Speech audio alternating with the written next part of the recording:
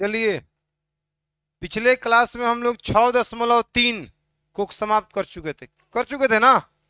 अब 6.4 का सबसे पहले हम एक प्रमेय को सिद्ध करते हैं और इसी प्रमेय के आधार पर 6.4 पूरा का हो जाएगा, समाप्त हो जाएगा। बस इस चैप्टर के लिए एक ही प्रमेय है और शानदार प्रमेय है। इस प्रमेय के आधार पर कुछ ऑब्जेक्टिव सवाल भी बनेंगे जो आपके एग्जाम के लिए बहुत महत्वपूर्ण है। तो ध्यान से सुनिए, क्या कह रहा है? कह रहा है कि दो समरूप त्रिभुजों के क्षेत्रफलों का अनुपात इनकी संगत भुजाओं के अनुपात के वर्ग के बराबर होता है। ठीक ना? फिगर पर समझिए, बहुत अच्छा रहेगा। दो समरूप त्रिभुज ले लीजिए। सबसे पहले क्या करना है बाबू? दो समरूप त्रिभुज आपको लेना है। दो समरूप त्रिभुज, जैसा कि आप देख पा रहे हो, एगो ई त्रिभुज ले लेते हैं, ठीक है, और एक और त्रिभुज लेना है हमें, वो मान लीजिए ई त्रिभुज हो गया। छोटा बड़ा कोई दिक्कत वाली बात नहीं है। इसका नाम रख देते हैं बाबू ए बी सी। ए बी और सी, यहां हो जाएगा भैया पी क्यू और कितना आर। इसमें किसी को कोई दिक्कत? दोनों त्रिभुज समरूप है। ये दोनों त्रिभुज, दो समरूप त्रिभुजों के क्षेत्रफलों का अनुपात। पहला बात की दोनों त्रिभुज समरूप है। हम कुछ नहीं करेंगे, ज्यादा कोई विशेष बात हमें नहीं लेके चलना है। लिखना है त्रिभुज ए बी सी समरूप त्रिभुज पी क्यू आर। ठीक ना? जब ये दोनों त्रिभुज समरूप है तो इसलिए हम कहेंगे इनके संगत कोण बराबर होंगे और संगत भुजाएं समानुपाती होगी। तो लिख देते हैं इस बात को। इसलिए एंगल ए बराबर एंगल कितना? पी। एंगल बी बराबर में एंगल कितना? क्यू। और एंगल सी बराबर में एंगल कितना बाबू? आर। किसी को कोई दिक्कत है तो बता दो, है कोई परेशानी? नहीं है। और तथा एक और बात आपको मेंशन कर लेना है यहीं पे, तथा इसकी भुजाएं समानुपाती होगी। मतलब ए बी बट्टा में कितना होगा बाबू? P Q. और बी सी बट्टा में कितना होगा? Q R. और बराबर में ए सी बट्टा में कितना होगा? P R. ये जब दो त्रिभुजें समरूप होती है तो उनके संगत कोण बराबर, संगत भुजाएं समानुपाती, इतना हो गया। अब जरा समझने का प्रयास करिए। कह रहा है कि दो समरूप त्रिभुजों के क्षेत्रफलों का अनुपात सिद्ध करना है। माने प्रमेय कह रहा है तो सिद्ध हमें यही करना है कि दो समरूप त्रिभुजों के क्षेत्रफलों का अनुपात इनकी संगत भुजाओं के अनुपातों के वर्ग के बराबर होता है। संगत भुजा का अनुपात मतलब का? इसके क्षेत्रफल का अनुपात, माने एरिया ऑफ इतना बटा इतना, एरिया ऑफ इतना का जो अनुपात होगा वह इनके संगत भुजाओं, इसके संगत ही भुजा है, इसके अनुपात के वर्ग के बराबर। मतलब इसके दोनों भुजाओं का अनुपात लिखेंगे तो ए बी बटा हम क्या लिखेंगे? P Q. अनुपात हो गया, संगत भुजा का अनुपात हो गया, और के वर्ग के का होता है? बराबर होता है। चाहे आप इस भुजा को लीजिए या आप ए सी बटा में पी आर, इन दो भुजाओं की इनके संगत, इसके संगति है तो इसके संगत के अनुपात के वर्ग, इन भुजा के संगत के अनुपात के वर्ग, मतलब बीसी बटा में कितना? क्यू आर के अनुपात, क्या अनुपात हो गया? और का वर्ग के बराबर होता है। कौन? दोनों त्रिभुजों के क्षेत्रफलों का अनुपात। समझ में आया? तो यहां लिखेंगे हम, तो सिद्ध करना है, तो सिद्ध करना है। क्या सिद्ध करना है? सिद्ध करना है कि दोनों त्रिभुजों के क्षेत्रफलों का अनुपात, मतलब एरिया ऑफ त्रिभुज ए बी सी और बट्टा में एरिया ऑफ त्रिभुज कितना? पी क्यू आर, दोनों के क्षेत्रफलों का अनुपात हो गया, बराबर होगा उनके संगत भुजाओं के अनुपात के वर्ग के। मतलब ए बी बट्टा में कितना? पी क्यू के अनुपात के वर्ग के बराबर होगा। या तो इस संगत भुजा का, नहीं तो ऐसे भी कह सकते हैं सिर्फ कोई भी एक संगत भुजा के अनुपात के वर्ग के बराबर होगा। या तो इतना के बराबर होगा, और नहीं तो ए सी बटे में कितना बाबू? पी आर के अनुपात के वर्ग के बराबर लिखिए, या बी सी बटे में कितना? क्यू आर के अनुपात के वर्ग के बराबर लिखिए। किसी को कोई दिक्कत हो तो जरा मुझे बताइए ना।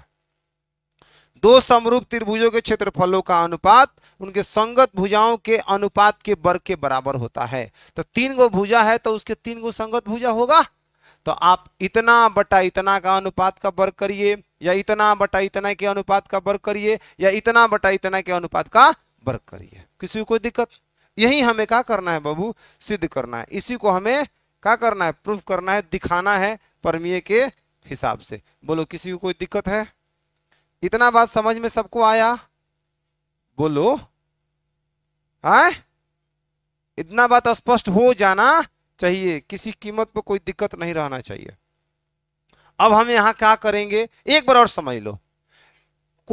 प्रमेय कह रहा है कि दो समरूप त्रिभुजों के क्षेत्रफलों का अनुपात, दो समरूप त्रिभुजों के क्षेत्रफलों का अनुपात इनकी संगत भुजाओं के, इनके संगत भुजाओं के, इनके संगत भुजाओं के अनुपात के वर्ग के बराबर होता है। ठीक है, ये प्रमेय कह रहा है, मतलब प्रमेय कह रहा है तो इसको सिद्ध किया जा सकता है। प्रमेय एक कथन होता है जिसे हम, जो सर्वव्यापी सत्य होता है, जिसे हम लोग सिद्ध कर सकते हैं। इन 9 क्लास में बात पढ़े थे। तो जो स्टेटमेंट बोल रहा है उसको हमें प्रूफ करना है। तो दिया क्या है, हमने इस बात में इस दो समरूप त्रिभुज हमें नहीं दिया था, तो हम अपने से बना लिए कि एबीसी और पीक्यूआर माना दोनों त्रिभुज का है समरूप है। जब दो त्रिभुज समरूप हो तो संगत कोण बराबर, संगत भुजाएं समानुपाती। तो सिद्ध करना है कि इनके क्षेत्रफलों का अनुपात इनके संगत भुजाओं के अनुपात के वर्ग का होता है बराबर। आगे बढ़े, रचना दीदी को फोन लगाइए और बुलाइए इधर। अब लिखिए रचना। रचना में क्या करना है, आपको रचना में करना है कि यहां से इस पर लंब खींचना है। ठीक है बच्चा, इस पर लंब खींचना है। और आपको इसमें भी आपको लंब खींचना है। कहां से लंब खींचना है, तो आपको खींचना है भैया पी से कितना पर लंब खींचेंगे आप, क्यू आर पर लंब खींचेंगे। बोलिए, किसी को कोई दिक्कत है?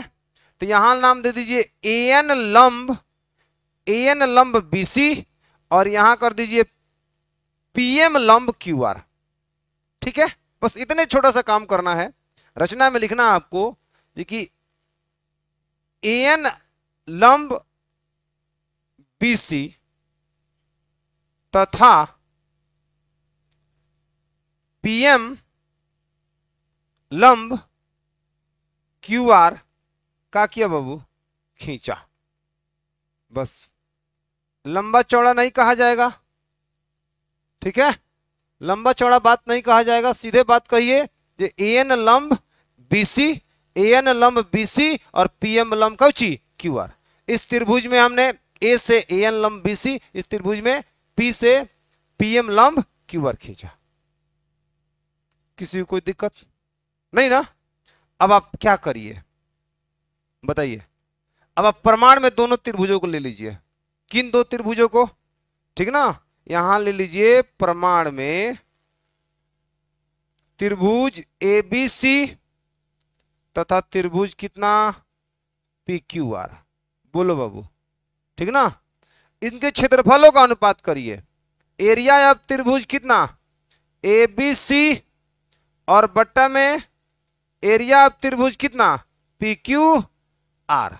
बोलो, इसको क्या लिखोगे जरा ये भी समझने का प्रयास करो। क्षेत्रफलों का अनुपात हम लिए हैं। त्रिभुज का क्षेत्रफल का बेसिक फॉर्मूला होता है 1/2 आधार गुणे ऊंचाई। तो यहां हो जाएगा 1/2। एबीसी में आधार कौन है, बीसी, तो यहां 1/2 गुणे बीसी। ऊंचाई कितना है बाबू, एन, और इसके बट्टा में आ जाइए पीक्यूआर। पीक्यूआर का क्षेत्रफल होगा 1/2 आधार गुणे ऊंचाई। आधार कितना है, क्यू आर, आधार हो गया क्यू आर। ऊंचाई कितना हो जाएगा, पीएम। कोई दिक्कत है किसी को? आराम से खूब प्यार से 1/2 को 1/2 से क्या कर लीजिए, काट लीजिए, क्योंकि यह कट जाएगा। बोलिए कोई दिक्कत? क्या बचेगा, क्या बचेगा यहां पे? अब उस बात को समझिए। बचेगा आपके पास एरिया ऑफ त्रिभुज एबीसी बटा एरिया ऑफ त्रिभुज कितना, पी क्यू आर, बराबर में बीसी बटा क्यू आर। बीसी बटा में कितना बाबू, क्यू आर, गुणे एन बटा में पीएम। ऐसे लिखे हैं, किसी को कोई दिक्कत तो नहीं ना बाबू? अलग अलग छटका के लिख दिए, बाद में बहुत फायदा करेगा, इसलिए लिख दिए हैं बीसी बटा क्यू आर गुणे एन बटा पीएम। राइट, कोई दिक्कत? फिर आप लिखना चाहते हो तो बीसी गुणे एन और क्यू आर बटा का पीएम, लेकिन हम अलग अलग लिखे हैं, कुछ सोच के लिखे हैं। अभी आपको समझ में आ जाएगा कि क्या हम इसमें सोचे हैं। आगे बढ़े, इसको होल्ड ऑन करिए, समीकरण 1 मान कर रखिए। अब आपके पास क्या दूसरा चारा है, यहां से क्या कंडीशन है, आप इस त्रिभुज को और इस त्रिभुज को समरूप दिखाइए। क्या फायदा होगा? फायदा अभी समझ में आएगा। आप कहेंगे ना सर, हम इस त्रिभुज को और इस त्रिभुज को समरूप दिखाएंगे। दिखा सकते हैं, या तो आप पहले वाले इस त्रिभुज को इसके समरूप दिखाइए, नहीं तो बाद वाले त्रिभुज को इसके बाद वाले त्रिभुज के समरूप दिखाइए। किसी एक को समरूप दिखाइए। नुकसान नहीं होगा, फायदा ही होगा। कोई दिक्कत? तो हम अब पुनः आ जाते हैं, फिर प्रमाण में लिखेंगे क्या बाबू, यहां लिखेंगे चूंकि त्रिभुज ए बी एन तथा त्रिभुज कितना बाबू पी क्यू एम में क्या मिलेगा? समरूप दिखाने के लिए दो कोण बराबर होना एकदम जरूरी है। आप मुझे बताइए, इस त्रिभुज का ई वाला कोण कितना डिग्री है बाबू? इस त्रिभुज का ई वाला कोण कितना डिग्री है? तो लिख दीजिए एंगल ए एन बी बराबर में एंगल कितना पी एम क्यू बराबर में कितना डिग्री बच्चा? 90 डिग्री। सही है। एक और कोण बराबर चाहिए, बताओ कौन होगा? बी और क्यू आपस में बराबर होगा। कैसे बराबर होगा जी? दिया है, देखो हाँ दे, एंगल बी बराबर एंगल कौची क्यू, तो यहां होगा एंगल बी बराबर में एंगल क्यू। यह बात कहां से है बच्चा? दिया है। कोई दिक्कत है किसी को? अब इसलिए त्रिभुज ए बी एन समरूप त्रिभुज पी क्यू एम कौन नियम से बाबू? एंगल से। कोई दिक्कत? अब ये भी बात समझिए कि जब दो त्रिभुज समरूप हो तो उसकी भुजाएं क्या होती है? समानुपाती। अब जो यहाँ दो त्रिभुज जो समरूप हुआ है इसकी भुजाएं समानुपाती होगी। अब इसका क्या मतलब है, इधर आप समझने का प्रयास करिए। इसके बाद आप खूब शौक से लिख सकते हैं कि ए बी बट्टा में कितना बाबू? पी क्यू, माने ए बी बट्टा में कितना? पी क्यू, ए एन बट्टा में कितना? पी एम बराबर होगा ए एन और बट्टा में कितना? P M. बोलिए कोई दिक्कत है किसी को? आप चाहें तो ये बी एन बटा में Q1 लिख सकते हैं, लेकिन मत लिखिए, इसकी कोई जरूरत नहीं है। हमने कहा लिखा है दो त्रिभुज, यह त्रिभुज और यह त्रिभुज का हो गया समरूप हो गया। समरूप कैसे हो गया? एंगल से हो गया। तो इतना बटा ए बी बटा में पी क्यू और ए एन बटा में कितना? P M. ये बात हम लोग पिछले चैप्टर से ही पढ़ते आ रहे हैं कि दो समरूप त्रिभुज के जब दो समरूप त्रिभुजों के संगत भुजाएं समानुपाती होती है तथा संगत कोण बराबर होता है। आगे बढ़े, कोई दिक्कत है किसी को? अब आप जरा देखिए, जो पहले से दिया था ए बी बटा पी क्यू, बी सी बटा क्यू आर और ए सी बटा पी आर, अब इसके साथ ए एन बटा पी एन का हम रिश्ता जोड़ दे रहे हैं। अब ध्यान से देखिए, अब यहां लिखे हैं चूंकि ए बी बटा में कितना बाबू? P Q. बोलो, ए बी बटा में कितना? पी क्यू और बी सी बटा में कितना? क्यू आर और बराबर में ए सी बटा में कितना? P R. यह बात कहां से है बाबू? दिया है। अब एक बात आप समझिएगा, यहां से क्या समझना है? सर ए बी बटा पी क्यू जब ए एन बटा पी एम के बराबर है और यही ए बी बटा पी क्यू बी सी बटा क्यू आर के बराबर है, तो कहा ए एन बटा पी एम बी सी बटा क्यू आर के बराबर नहीं होगा? होगा। ए बी बटा पी क्यू ए एन बटा पी एम के बराबर हो जाएगा। तो यह अगर हम ए एन बटा पी एम रख देंगे तो ए एन बटा पी एम बी सी बटा क्यू आर के भी बराबर होगा, ए सी बटा पी आर के भी बराबर होगा। होगा कि नहीं होगा?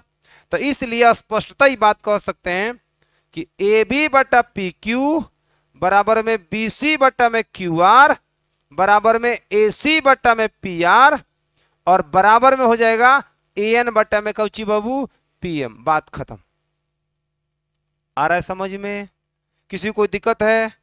मतलब ये चारों बराबर हो गए, ए बी बटा पी क्यू ए एन बटा पी एम के बराबर क्या हुआ? ये सब बराबर हो गया। खूब आराम से आप देख सकते हो। अब आपको क्या कुछ नहीं करना है, आपको चलना है समीकरण 1 से। ठीक है ना? समीकरण कितना से? 1 से। समीकरण 1 से चलेंगे, सारा कहानी स्पष्ट हो जाएगा। अगर इस बात को हम यहां नहीं भी लिखेंगे ना तब भी हम बना सकते हैं, इस बात को बिना लिखे भी बना सकते हैं। ठीक ना? तो इसको हटा ही देते हैं, ज्यादा लंबा ना हो जाए। इसी के माध्यम से आप आगे बढ़िए। देखिए, इसको हम साइड लाइन कर रहे हैं। अब क्या कहानी है, मैंने आपको समझाने के लिए बात हमने लिखा ताकि आप समझ जाओ ये सब आपस में क्या है? बराबर है। एगो अगर हम इसमें से इतना बट्टा में इतना बराबर अगर एगो भी दिखा देंगे ना तो लिख देंगे इसी प्रकार ये भी होगा ये भी होगा। बात खत्म। पूरा दिखाने की जरूरत नहीं है, बस एक आप दिखाइए। ठीक है? तो यहां लिखेंगे सीधे समीकरण कितना से? ए बी बटा पी क्यू, ए बी बटा पी क्यू जो ए एन बटा पी एम के बराबर हो चुका है। ठीक ना? तो ए एन बटा पी एम का मान समीकरण 1 में क्या करने पर? रखने पर। क्लियर है? अब यहां लिखेंगे समीकरण कितना से? 1 से। समीकरण 1 से। समीकरण 1 क्या है बताइए तो? एरिया ऑफ त्रिभुज ए बी सी बटा एरिया ऑफ त्रिभुज कितना बाबू? P Q R. बोलो, बराबर में क्या दिया है? BC बटा में कितना QR, और गुणे AN बटा में कितना बाबू PM, AN बटा में कितना PM। अब अगला टर्म में क्या लिखोगे, ध्यान से देखो, एरिया ऑफ त्रिभुज ABC बटा एरिया ऑफ त्रिभुज कितना PQR बराबर में BC बटा QR के QR रहने दो, और AN बटा PM देखो किसके बराबर हो चुका है, AB बटा कितना के PQ के। तो AB बटा में यहां लिख दो PQ, और साइड में लिख दो, क्या लिख दोगे बताओ तो, साइड में क्या लिखोगे,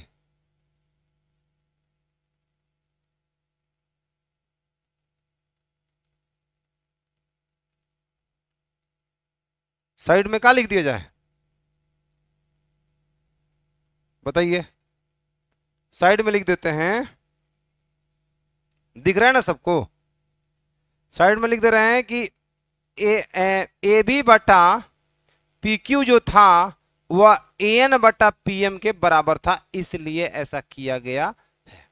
बताइए, इसके आगे एक और ही चेंज करिए, यहां देखिए, एरिया ऑफ त्रिभुज कितना ABC बटा एरिया ऑफ त्रिभुज कितना PQR बराबर है BC बटा QR जो है ना, BC बटा QR, देखो तो भैया BC बटा QR किसके बराबर है, तो फिर BC बटा QR का भी मान तुम यहां रख दो, AB बटा PQ। तो यहां लिखोगे AB बटा में कितना बाबू PQ, गुणे है बगल में AB बटा PQ तो हिले है, बोलो, और एक बगल में लिख दो जो AB बटा जो PQ था वो बराबर था BC बटा कितना के QR के, इसलिए BC बटा QR के जगह हमने AB बटा PQ ले लिया। बोलो आगे बढ़े बढ़े। अब इसलिए यहां देख लो, इसलिए एरिया ऑफ त्रिभुज कितना ABC बटा में एरिया ऑफ त्रिभुज कितना PQR बराबर में AB में AB से गुणा करो कितना आएगा AB स्क्वायर, और BC PQ में PQ से गुणा करो कितना होगा PQ का स्क्वायर। तीन नियम तो आप पढ़े ही होंगे, यदि A के पावर M और B के पावर M रहे तो हम लिख सकते हैं A बटा B के पावर में कितना बाबू M। बोलो कोई दिक्कत है किसी को, तो इसको एक बार और आगे थोड़ा बढ़ा के लिख दीजिए, एरिया ऑफ त्रिभुज ABC बटा में एरिया ऑफ त्रिभुज कितना PQR बराबर में AB बटा में कितना PQ का क्या हो जाएगा बाबू होल स्क्वायर। ठीक, अब इसी प्रकार और क्या कर सकते हो, देखो ध्यान से, हाई सारा खेल क्या है, समीकरण 1 से जो चले हो, समीकरण 1 से तो एरिया ऑफ ABC बटा PQR BC बटा QR AN बटा PM। तो आप क्या करोगे, BC बटा QR को BC बटा QR रख दो, और AN बटा PM की जगह फिर तुम लिख दोगे AB बटा PQ वहां दे, और अब आप करोगे AB, इस बार आपने BC बटा QR को AB बटा PQ में बदला दे, देखो तो, लेकिन BC बटा QR को रखे रहो, AB बटा PQ देखो किसके बराबर है, AB बटा PQ किसके बराबर है BC बटा QR के। तो यहाँ AB बटा PQ को हटाएंगे, आप BC बटा QR लिखेंगे, तो फिर BC में BC से BC स्क्वायर, QR में QR से QR स्क्वायर, यानी BC बटा QR का BC बटा QR का स्क्वायर हो जाएगा। बताओ, इसी प्रकार फिर हम चेंज कर लेंगे, है देखो AN बटा PM और BC बटा QR, तो BC बटा QR के बदले हम लिख देंगे BC बटा QR के बदले AC बटा PR, देखो BC बटा QR के बदले लिख देंगे AC बटा PR, और AN बटा PM के बदले लिख देंगे AB बटा PQ। तो फिर AB बटा PQ जैसे हम लिख के दिखाते हैं तुमको, BC बटा QR की जगह हमने लिख दिया AC बटा में कितना बाबू PR। बोलो ध्यान से, और जो AN बटा PM है वह आपका है कितना AB बटा PQ के बराबर। बताओ जी, बताओ यहां पे, अब AC बटा PR को ज्यों को त्यों रहने दीजिए, और गुणे AB बटा PQ भी तो AB बटा PQ भी तो AC बटा PR के बराबर है, तो यहां फिर AC बटा PR लिख देंगे, और फिर AC में AC से AC स्क्वायर, और PR में PR से PR स्क्वायर, फिर AC बटा PR का होल स्क्वायर। बोलो हो गया, एक दिखाइए और बाकी लिख दीजिए इसी प्रकार। केंगन बाबू इसी प्रकार, जिस प्रकार ये हुआ है इसी प्रकार फिर हम एक्सचेंज करेंगे, तो एक्सचेंज करने के बाद हमको रिजल्ट पूरा प्राप्त हो जाएगा जो हमें सिद्ध करना है। बोलो कोई दिक्कत कहां लिख दे बताइए, यहां लिख दे, इधर लिख दे, वहां के बाद से चाहे यहां यहीं लिख देते हैं, कोशिश करते हैं। इसी प्रकार एरिया ऑफ त्रिभुज कितना ABC बटा में एरिया ऑफ त्रिभुज कितना PQR बराबर में हो जाएगा सीधे ए बी बटा पी क्यू का होल स्क्वायर, बराबर में बी सी बटा में क्यू आर का होल स्क्वायर, बोलो, और बराबर में ए सी बटा में कितना, पी आर का होल स्क्वायर। यही सिद्ध करना था, जो कि सिद्ध हो चुका है। समझ में आया है क्या, बताओ तो ये बात अब दिमाग में रखना है कि दो समरूप त्रिभुजों के क्षेत्रफलों का अनुपात उनके संगत भुजाओं के अनुपात के वर्ग के बराबर होता है। नोट करिए।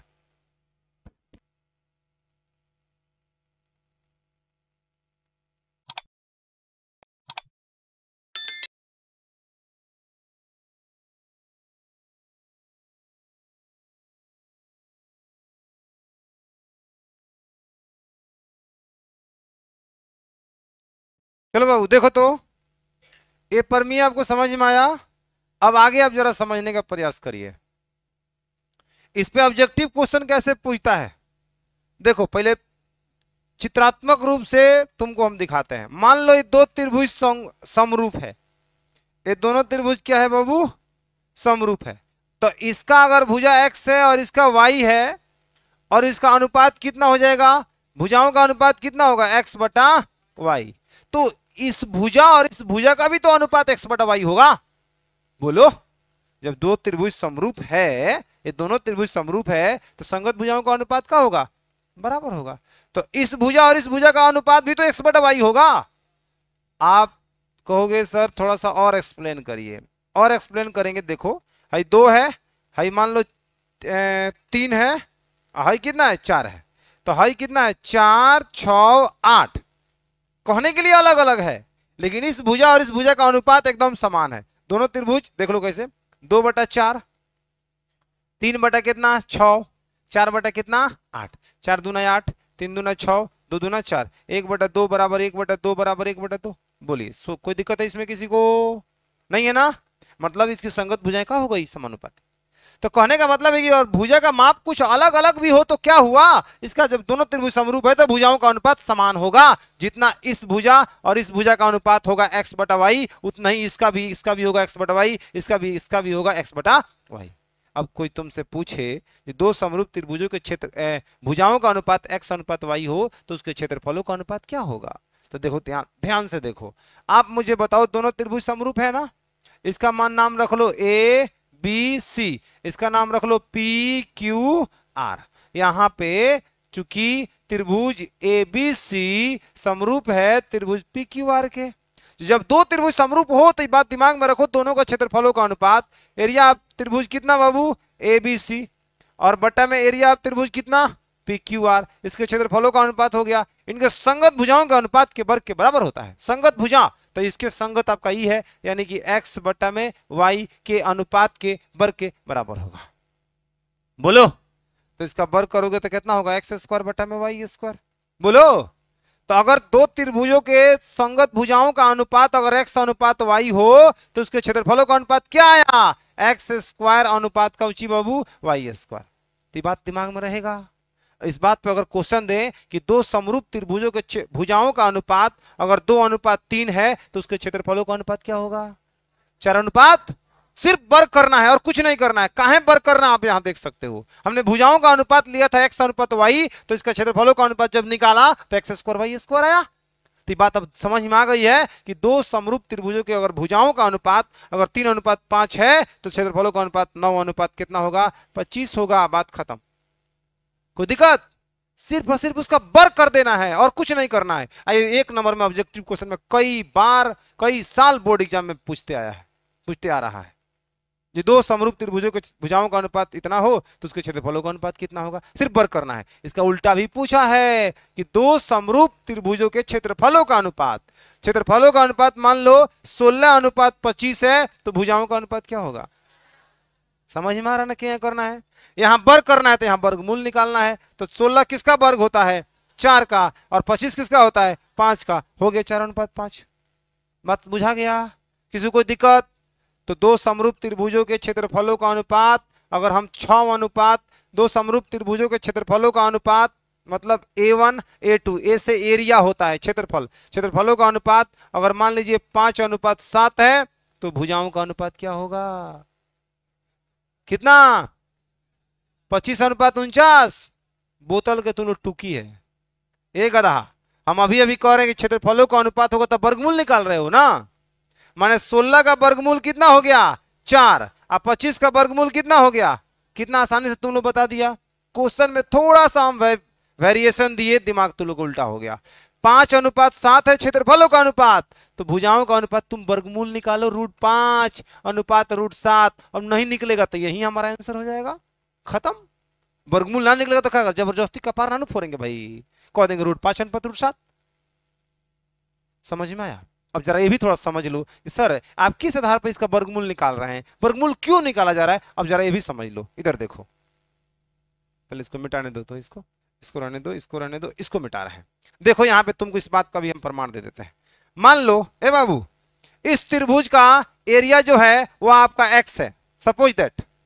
सर भुजा x माने हैं, तो एरिया मान लो कितना है बाबू, एरिया मान लो इसका A1 है और इसका एरिया कितना है A2 है, और भुजाओं का अनुपात दिया है, सॉरी क्षेत्रफलों का अनुपात दिया है, इसका क्षेत्रफल इसका क्षेत्रफल, क्षेत्रफलों का अनुपात दिया है, और तुमसे भुजाओं का अनुपात पूछ रहा है। क्लियर है। देखो ध्यान से, तो थ्योरी के अकॉर्डिंग क्या जानते हो, एरिया ऑफ त्रिभुज ABC और बटा एरिया ऑफ त्रिभुज कितना बाबू PQR है कि नहीं है। इसके भुजाओं का अनुपात के वर्ग के बराबर, तो इसका भुजा कितना है AB और बटा में PQ के अनुपात के वर्ग के बराबर होगा। बोलो बोलो, इसका एरिया कितना दिया है A1, इसका एरिया कितना दिया है A2, इसका भुजा कितना दिया है x, इसका भुजा कितना दिया y का वर्ग। इस बार आपको क्षेत्रफलों का अनुपात दिया है, भुजाओं का अनुपात निकालना है, तो ही तो स्क्वायर हटाना पड़ेगा ना।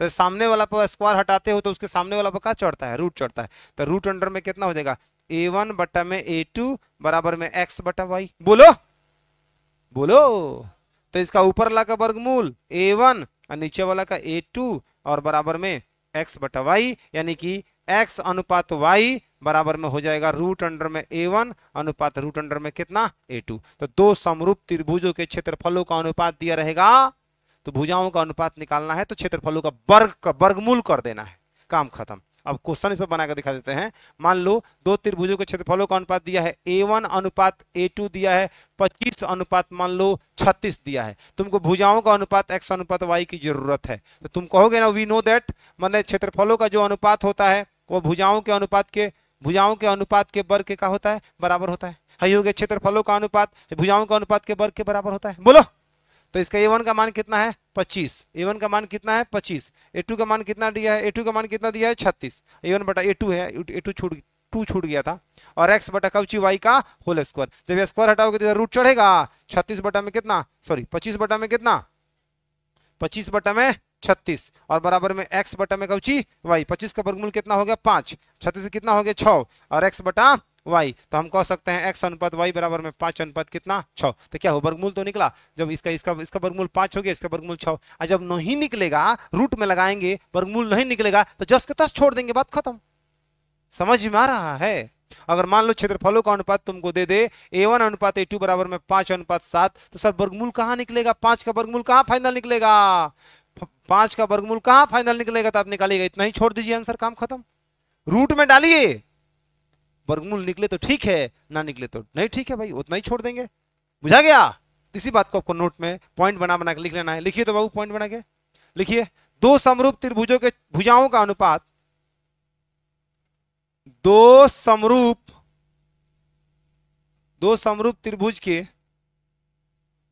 त्रिभुजों के भुजाओं का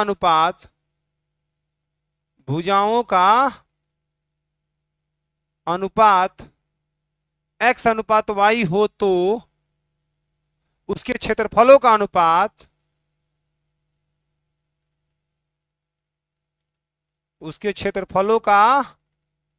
अनुपात x स्क्वायर अनुपात y स्क्वायर होता है। ठीक है। एग्जाम्पल, ये x अनुपात रहने दो, समझ में आ गया। दो समरूप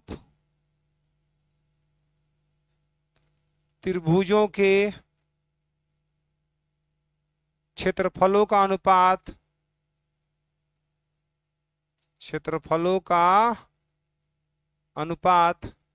x अनुपात y हो तो चाहे A1 अनुपात A2 हो तो उसके भुजाओं का अनुपात, उसके भुजाओं का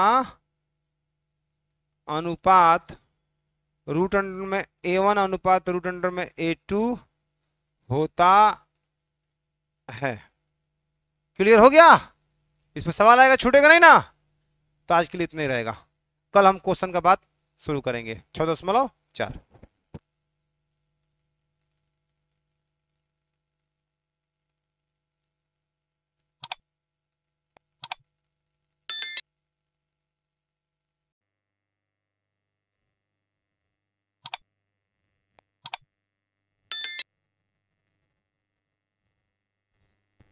चलिए हम स्टार्ट करते हैं एक्सरसाइज 6 कितना 4, 6.4 का क्वेश्चन नंबर 1। इससे जुड़ा हुआ परमीय कल हम आपको क्लास में बता चुके थे। क्या बताए थे उसमें, जरा आप थोड़ा सा आपको रिमाइंड कर दें कि दो त्रिभुज अगर समरूप हो, कोई भी दो त्रिभुज समरूप हो तो उनके क्षेत्रफलों का अनुपात उनके संगत भुजाओं के अनुपात के वर्ग के का होता है।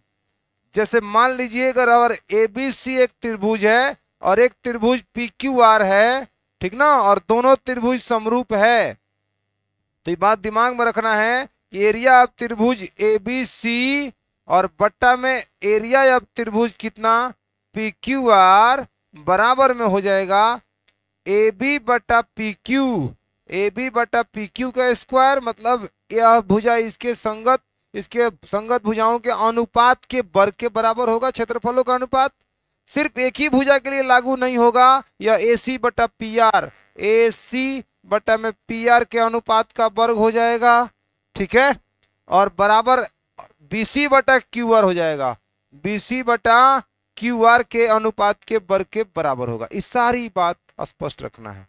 तुम लोग बुझता है, हम नहीं सुनते हैं, ठीक ना। आवाज आ रहा है इधर से, बंद कर लो आवाज। कोई दिक्कत है यहां तक बात समझने में? यह कल परमीय प्रयोग किए थे, आज इसी का प्रयोग करते हैं और इस सवाल को देखो कैसे बनाते हैं। ये बोर्ड एग्जाम में पूछा गया सवाल है, ये सवाल बोर्ड एग्जाम में पूछा गया है 2 नंबर में। देखो क्या क्या कैसे कैसे बनेगा।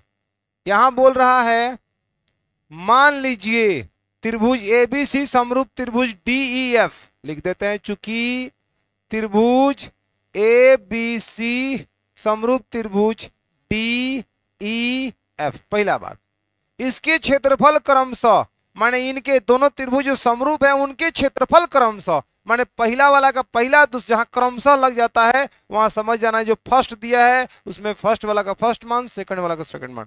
तो यहां हो जाएगा एरिया ऑफ त्रिभुज ABC बराबर में कितना हो जाएगा 64 सेंटीमीटर स्क्वायर, ठीक ना, और एरिया ऑफ त्रिभुज DEF बराबर में 121 सेंटीमीटर स्क्वायर। बताओ तो दोनों का क्षेत्रफल क्रमशः इतना इतना। अब यहां बोल रहा है कि EF का जो मान है भैया 15.4 सेंटीमीटर है, तो कह रहा है कि BC का मान आप बता दीजिए। ठीक है बता देंगे, ठीक है, इतना बात। आप बताओ मुझे EF जो है किस त्रिभुज का एक भुजा है, तो DEF का होगा, और BC जो किस त्रिभुज का होगा ABC का। तो आप यहां लिखिए चूंकि त्रिभुज ABC समरूप त्रिभुज DEF, ABC समरूप त्रिभुज कितना बाबू DEF, इसलिए एरिया ऑफ त्रिभुज ABC, एरिया ऑफ त्रिभुज ABC बटा एरिया ऑफ त्रिभुज कितना DEF इज इक्वल टू दो समरूप त्रिभुजों के क्षेत्रफलों का अनुपात, दो समरूप त्रिभुजों के क्षेत्रफलों का अनुपात उनके संगत भुजाओं के अनुपात के वर्ग के बराबर होता है। तो इनके संगत, तो आप बताओ इसमें कौन भुजा लोगे BC, निकालना है BC। वैसे तो इसमें 3 को भुजा होगा AB BC AC, लेकिन AC और AB को हम इसमें यहां इग्नोर करेंगे क्योंकि उसका ना मान दिया है ना पूछ रहा है। पूछ कौन रहा है BC। आप इसको फिगर बना के भी समझ सकते थे, लेकिन बिना फिगर के भी खूब आराम से बन जाएगा। ABC का हिस्सा है BC और DEF के हिस्सा है कौची बाबू EF, EF अनुपात का वर्ग, काम खत्म। कोई दिक्कत है किसी को? सबको लिखना यहां जरूरी नहीं है, होता सब है कि ए बी बी सी बटा ई एफ का वर्ग वही ए बी बटा P Q, sorry A B बटा में डी ई वगैरह वगैरह होगा, लेकिन जिसका काम है उसको हमने लिख दिया। आप मुझे बताओ इसका मान कितना है, तो 64 है कि नहीं बाबू? इसका मान कितना है, 121 है। और यहाँ होगा बीसी का, बीसी छोड़ दो, निकालना है। ई एफ का मान है 15 दशमलव कितना 4 का ई का हो जाएगा स्क्वायर। स्क्वायर हटाएंगे रूट चढ़ेगा भैया, यानी कि 64 बटा में 1 से कितना 21 बराबर में बीसी बटा में 15 दशमलव कितना 4। 64 का वर्गमूल कितना हो जाएगा बाबू, 8 हो जाएगा। 1 से 21 का वर्गमूल कितना होगा, तो 8 बटा 11 इज इक्वल टू में हो जाएगा बीसी और बट्टा में कितना होगा 15 दशमलव कितना 4। सही बात है। अब 15.4 को यहां वर्गमूल निकाल लिए हैं। 15.4 बीसी के नीचे है, इसको इधर भेजिए तो यह 8 से गुणा हो जाएगा, तो यहां हो जाएगा 8 गुणे 15.4 बटा में 11। ठीक है, अब 11 से कटा लीजिए इसको, 11 कम 11, तो 15 में से 11 गया, बचा कितना 4, 4 बगल में 44, 11 4 44, अब बराबर में बीसी तो आपका रहेगा, बताइए ना। और भैया एक अंक के बाद दशमलव है, तो इसमें भी एक अंक के बाद दशमलव का हो जाएगा, बैठ जाएगा, तो यहाँ होगा 8 गुणे 1.4 बराबर में कितना बीसी। ठीक ना। अब बताओ 14 8 कितना हो जाएगा, कितना 100, 14 8 112, और कितना अंक के बाद दशमलव बैठेगा, एक अंक के बाद, बराबर में कितना बीसी। इसलिए हम कह देंगे बीसी बराबर में 11.2 सेंटीमीटर आपका सुंदर सा आंसर। बताइए समझ में आया है, कोई दिक्कत किसी को? नोट करिए।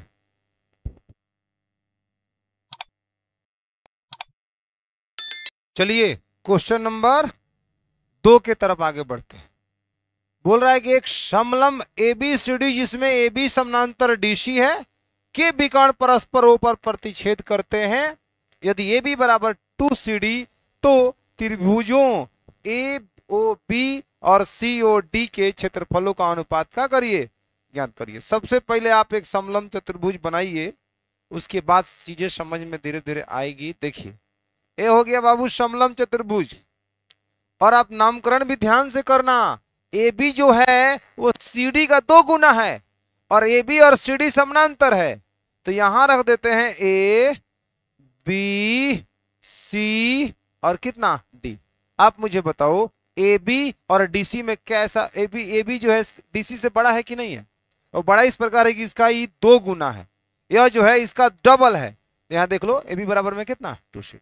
उसी हिसाब से हम फिगर भी नामकरण भी किए हैं, ताकि ए बी सी डी से लंबा दिखाई पड़े, इसका 2 गुना दिखाई पड़े। 2 गुना नहीं भी हो तो सर मानिए कि यह वाला भाग जो है इसका क्या है, ट्वाइस है। ठीक है, आगे बढ़े। इसके जो विकर्ण है वह एक दूसरे को वो प्रतिच्छेद करते हैं। अब यहां से बना दो ऐसे, कैसे, ऐसे, ठीक। उसके बाद यहां से बना दो ऐसे, और यह जो विकर्ण है एक दूसरे को कहां काट रहा है बाबू, ऊपर, ओ पर प्रतिच्छेद करता है। तो बोल रहा है तो त्रिभुजों ए ओ बी और सी ओ डी के क्षेत्रफलों का अनुपात। तो ए ओ बी आपको हम दिखाने का प्रयास करें तो आप कहेंगे सर ए ओ बी इधर है, ए ओ बी और सी ओ डी के क्षेत्रफलों का अनुपात आपको क्या करना है, ज्ञात करना। कोई दिक्कत किसी को नहीं है ना? अब यहां समझिए बात को। सॉल्व में आते हैं, लिखेंगे उन सारी बातों को जो थोड़ा बहुत लिखना चाहिए जो क्वेश्चन में दिया है। लिखेंगे ए बी सी डी एक समलंब चतुर्भुज है। ए बी सी डी एक समलंब क्या है बाबू, चतुर्भुज है। पहला बात, जिसमें जिसके विकर्ण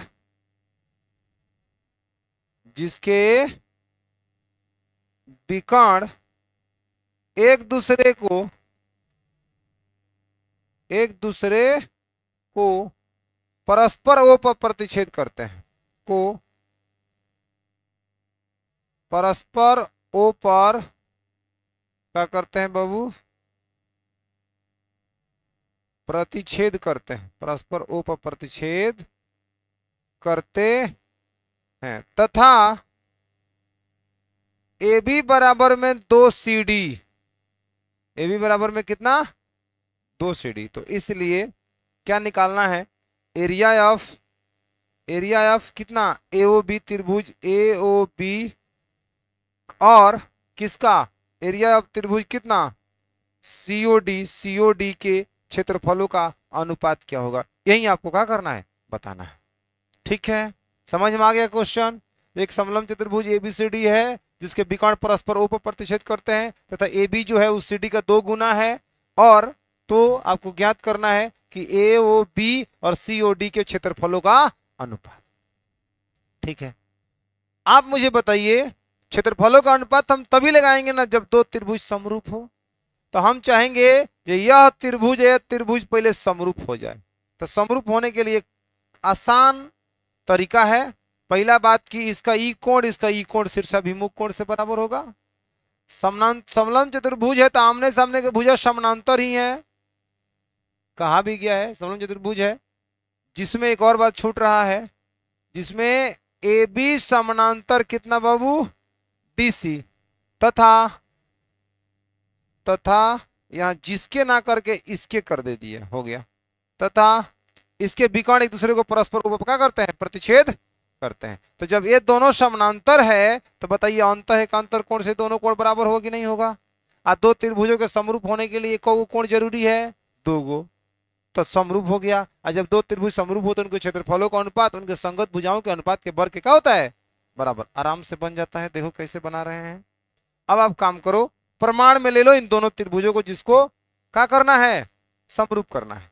तो प्रमाण में हम ले रहे हैं प्रमाण त्रिभुज AOB तथा त्रिभुज COD में। बताओ, तो पहला बात AOB में कहेंगे AOB एंगल AOB बराबर एंगल COD कौन नियम से, कौन शीर्षाभिमुख कोण से, शीर्षाभिमुख कोण से, पहला बात। दूसरी बात, जिसका इक्व वाला कोण मतलब OAB एंगल OAB बराबर एंगल OCD ये कहां से है बाबू अंतःएकांतर कोण से। बोलो किसी को कोई दिक्कत है तो इसलिए खूब आराम से अब खूब शौक से कहो। इसलिए त्रिभुज AOB समरूप त्रिभुज COD, बोलो बाबू COD कौन नियम से एंगल से। और जब 2 त्रिभुज समरूप हो तो उनके क्षेत्रफलों का अनुपात उनके संगत भुजाओं के अनुपात के वर्ग क्या होता है, तो कह देंगे इसलिए एरिया ऑफ त्रिभुज AOB ठीक ना बटा एरिया ऑफ त्रिभुज COD बराबर AOB का भुजा ले लो कौन बाबू AB और COD का भुजा ले लो CD। बोलो बोलो बोलो बोलो बच्चा बोलो, कोई दिक्कत है, ऐसा होगा ना।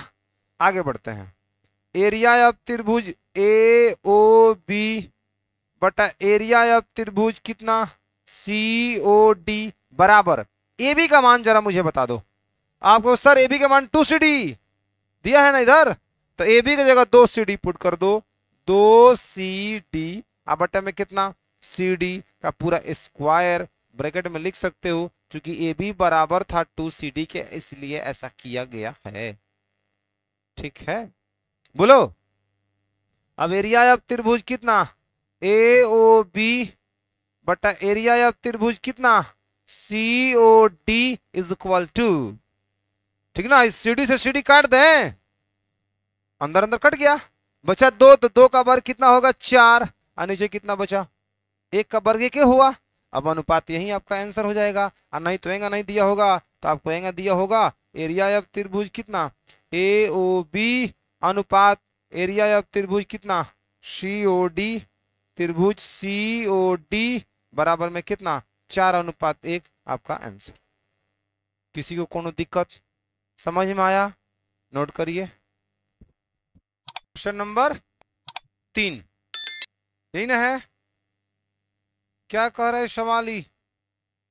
फिगर इसमें दिया हुआ है, आकृति 6.44 में एक ही आधार बिस्ती पर, जरा देखिए दिमाग से सोचिए, एक ही आधार आईबीसी है, आईबीसी एक ही आधार बीसी पर दो त्रिभुज एबीसी, इस आधार पर एक त्रिभुज खिंच बना है, और डीबीसी इसी आधार पर एक और त्रिभुज बना है, कितना बाबू? डीबीसी। माने इस आधार पर एगो हई त्रिभुज है, एगो हई त्रिभुज है, बात खत्म, बने हुए हैं। एडी बीसी को ओ पर प्रतिच्छेद करता है। एडी जो है, एडी को जब मिलाया गया है तो बीसी को कहां पे काट रहा है भैया? ओ पे काट रहा है। अच्छी बात है, तो दर्शाइए कि area of ABC, ABC, area of DBC, DBC is equal to में एओ बटा डीओ, एओ बटा में डीओ। यही आपको क्या करना है? सिद्ध करना है। एकदम आसान सवाल है, एकदम दिमाग से सोचिए। सबसे पहले लिखेंगे चूंकि बीसी पर दो त्रिभुज, बीसी पर दो त्रिभुज, दो त्रिभुज, दो त्रिभुज एबीसी तथा दो त्रिभुज एबीसी तथा डीबीसी बने हैं, बने हैं, ठीक ना? तथा एडी बीसी को ओ पर प्रतिच्छेद करता है, ओ पर प्रतिच्छेद करता है, तो सिद्ध करना है, तो सिद्ध करना है। क्या सिद्ध करना है बच्चा? सिद्ध करना है कि एरिया ऑफ एबीसी बटा area of DBC is equal to में एओ बटा डीओ। बिना रचना का ही नहीं होगा जी। आपको देखिए क्या करना है, त्रिभुज एओ बटा डीओ, एओ, एओ यही ना है जी, एओ बटा में कितना? डीओ। इस क्षेत्रफल और इस क्षेत्रफल का अनुपात होगा जो कि एओ बटा डीओ के बराबर होगा। यही चीज हमें क्या करना है? सिद्ध करना है। आप रचना करिए। रचना में क्या करना पड़ेगा? जरा दिमाग से सोचिए, दिमाग से। यहां से इस पर लंब खींचना पड़ेगा, कि भाई जब आधार है तो इस शीर्ष से आप इस पर लंब खींचोगे, और भैया तुम इस शीर्ष से भी, किस शीर्ष से? इस शीर्ष से भी यहां से तुम इस पे एक लंब खींचोगे। यहां से ऐसे तुमको लंब खींचना पड़ेगा। परपेंडिकुलर क्या होगा? परपेंडिकुलर। रुक जाइए सर, ये कलर इस पर नहीं दिख रहा है क्या? ई वाला कलर दिख रहा है?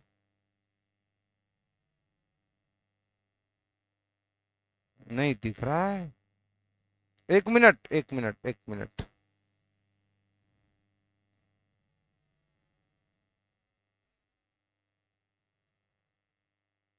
ठीक है, अब ठीक है, अब ठीक है।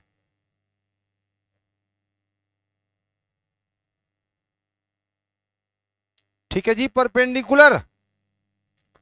और यहां पे आप दिखा दीजिए कि हम 90 खींचे हैं, और यहां दिखा दीजिए कि हम 90 खींचे हैं। इसका नाम रहेगा ए एन, ठीक ना? इसका नाम रहेगा डी एम। क्लियर है?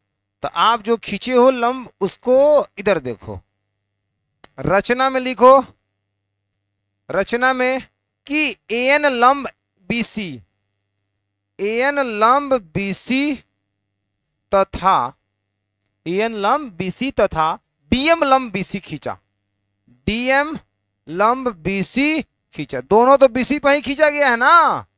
बोलो, क्लियर है? यहां तक कोई दिक्कत नहीं है।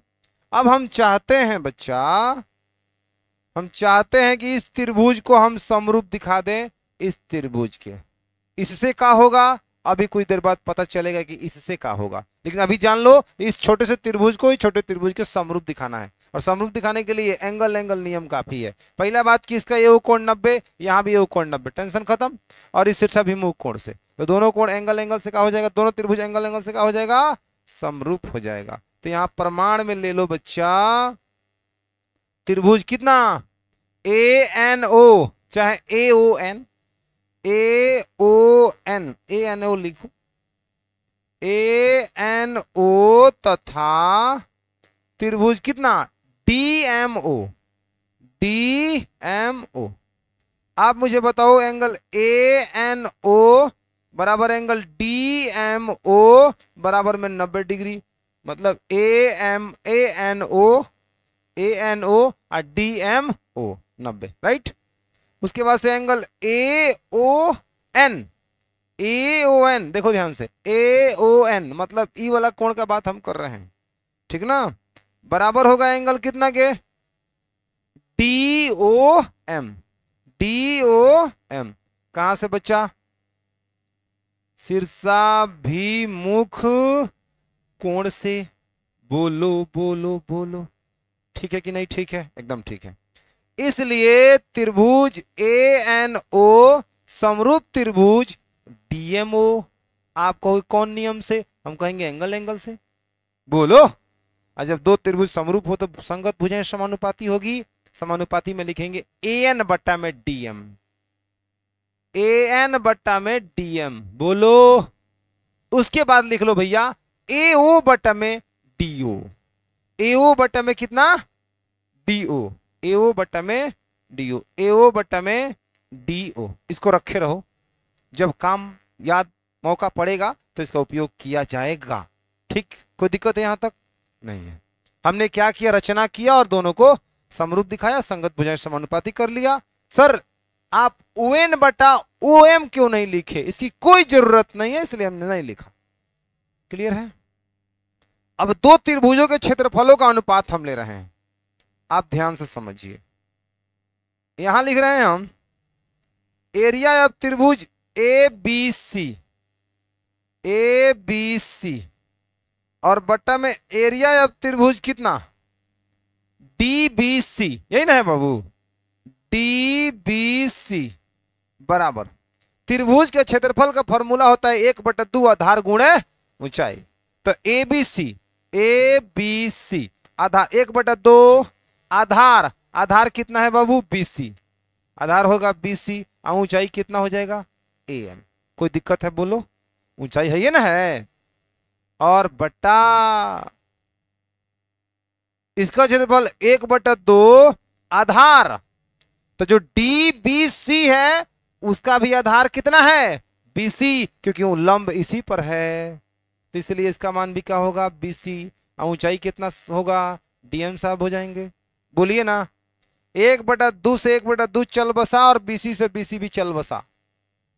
बचा कौन, जो बचा उसको लिखिए। एरिया ऑफ त्रिभुज कितना बाबू ABC बटा एरिया ऑफ त्रिभुज कितना DBC बराबर में AN बट्टा में DM। बोलिए ना, AN बट्टा में DM। अब आगे थोड़ा सा बढ़ना है और अगला बार में आपका आंसर ही होगा, सिद्ध ही होगा। एरिया ऑफ त्रिभुज कितना ABC, एरिया ऑफ त्रिभुज ABC बटा एरिया ऑफ त्रिभुज कितना बाबू DBC। ए बच्चा AN बटा DM, AN बटा DM केकरा बराबर है, यही तो सिद्ध करना है, खेल खत्म हो तो गया। AO बटा में DO ब्रैकेटवा में लिख दीजिए, AN बटा जो DM था वो बराबर था AO बटा DO के, इसलिए ऐसा हुआ है, ऐसा लिखा गया है। समझ में आया कि नहीं आया। इस तरह से ये भी क्वेश्चन का होता है। समाप्त, नोट करिए जल्दी से।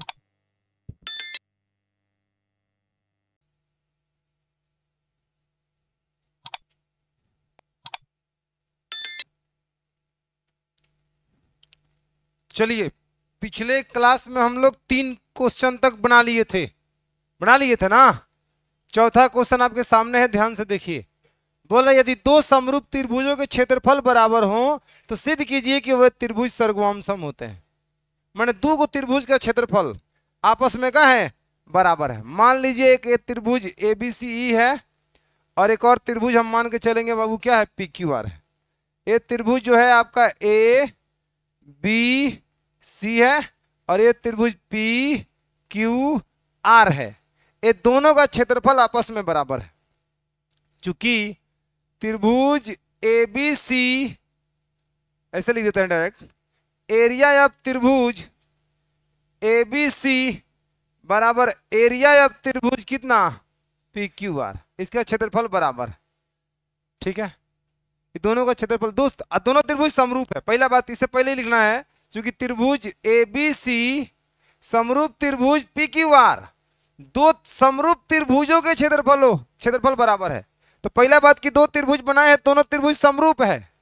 जब दोनों त्रिभुज समरूप है तो उनके संगत कोण बराबर होंगे और संगत भुजाएं समानुपाती होंगे। इस बात को लिखिएगा तब इसको लिखते हैं, रुक जाइएगा। त्रिभुज एबीसी समरूप त्रिभुज पी क्यू आर, इसलिए एंगल ए बराबर एंगल कितना होगा, पी, एंगल बी बराबर में होगा एंगल क्यू, और एंगल सी बराबर होगा एंगल कितना, आर, तथा संगत भुजाएं समानुपाती, तथा ए बी बटे में कितना बाबू, पी क्यू, बी सी बटे में कितना, क्यू आर, और बराबर में ए सी बटे में कितना, पी आर। जब दो त्रिभुज समरूप होगा तो ये होगा।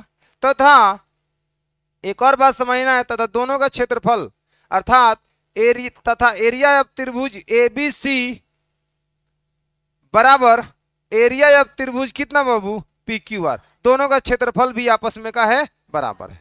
तो सिद्ध करना है, तो सिद्ध करना है, क्या सिद्ध करना है बच्चा, सिद्ध करना है कि दोनों सर्गवांसम होंगे। सर्गवांसम का सिंबल कैसे होता है याद है, त्रिभुज ए बी सी सर्गवांसम त्रिभुज पी क्यू आर, इसको दिखाना है।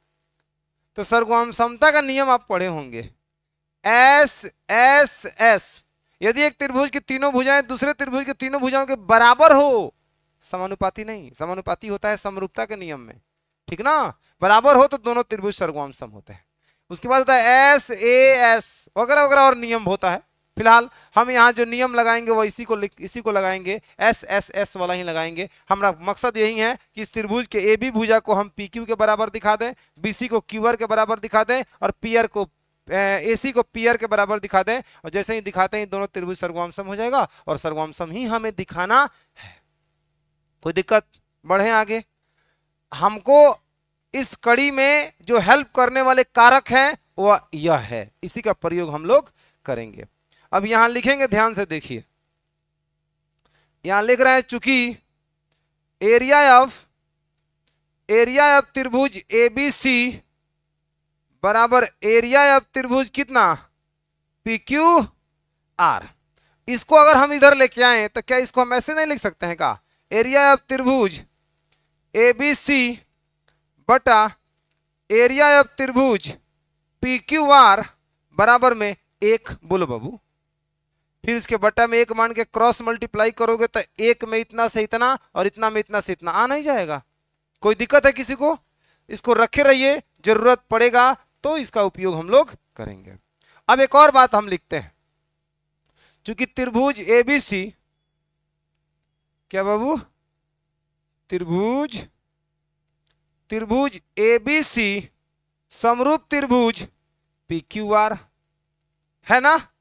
जब दो त्रिभुज समरूप हो तो उनके क्षेत्रफलों का अनुपात उनके संगत भुजाओं के अनुपात के वर्ग के का होता है बाबू, बराबर होता है। तो इसके अकॉर्डिंग हम अब लिख सकते हैं कि एरिया ऑफ त्रिभुज कितना, P A B C, area of त्रिभुज ए बी सी बटा एरिया ऑफ त्रिभुज कितना, पी क्यू आर, क्षेत्रफलों का जो अनुपात होगा संगत भुजाओं के अनुपात के वर्ग के का होगा, बराबर। यानी कि हम कह सकते हैं कि ए बी बटा में कितना बाबू, पी क्यू के अनुपात का वर्ग बराबर में कितना, ए सी बटा में कितना, पी आर के अनुपात के वर्ग के बराबर होगा, और बाबू में कितना होगा बाबू, बी सी बटा में कितना, क्यू आर के अनुपात के वर्ग का होता है, बराबर। होगा कि नहीं होगा, ये बात क्लियर है, किसी को दिक्कत। अब जरा मुझे बताइए, एरिया ऑफ त्रिभुज एबीसी बटा एरिया ऑफ त्रिभुज पी क्यू आर का मान कितना है, एक। तो क्या इस पूरे की जगह हम एक नहीं पुट कर सकते हैं, बोलिए बोलिए, कर सकते हैं। तब लिख देंगे ए बी बटा में पी क्यू का होल स्क्वायर बराबर में ए सी बटा में पी आर का स्क्वायर और बराबर में बी सी बटा में क्यू आर का स्क्वायर। जरा मुझे बताओ, बोलो।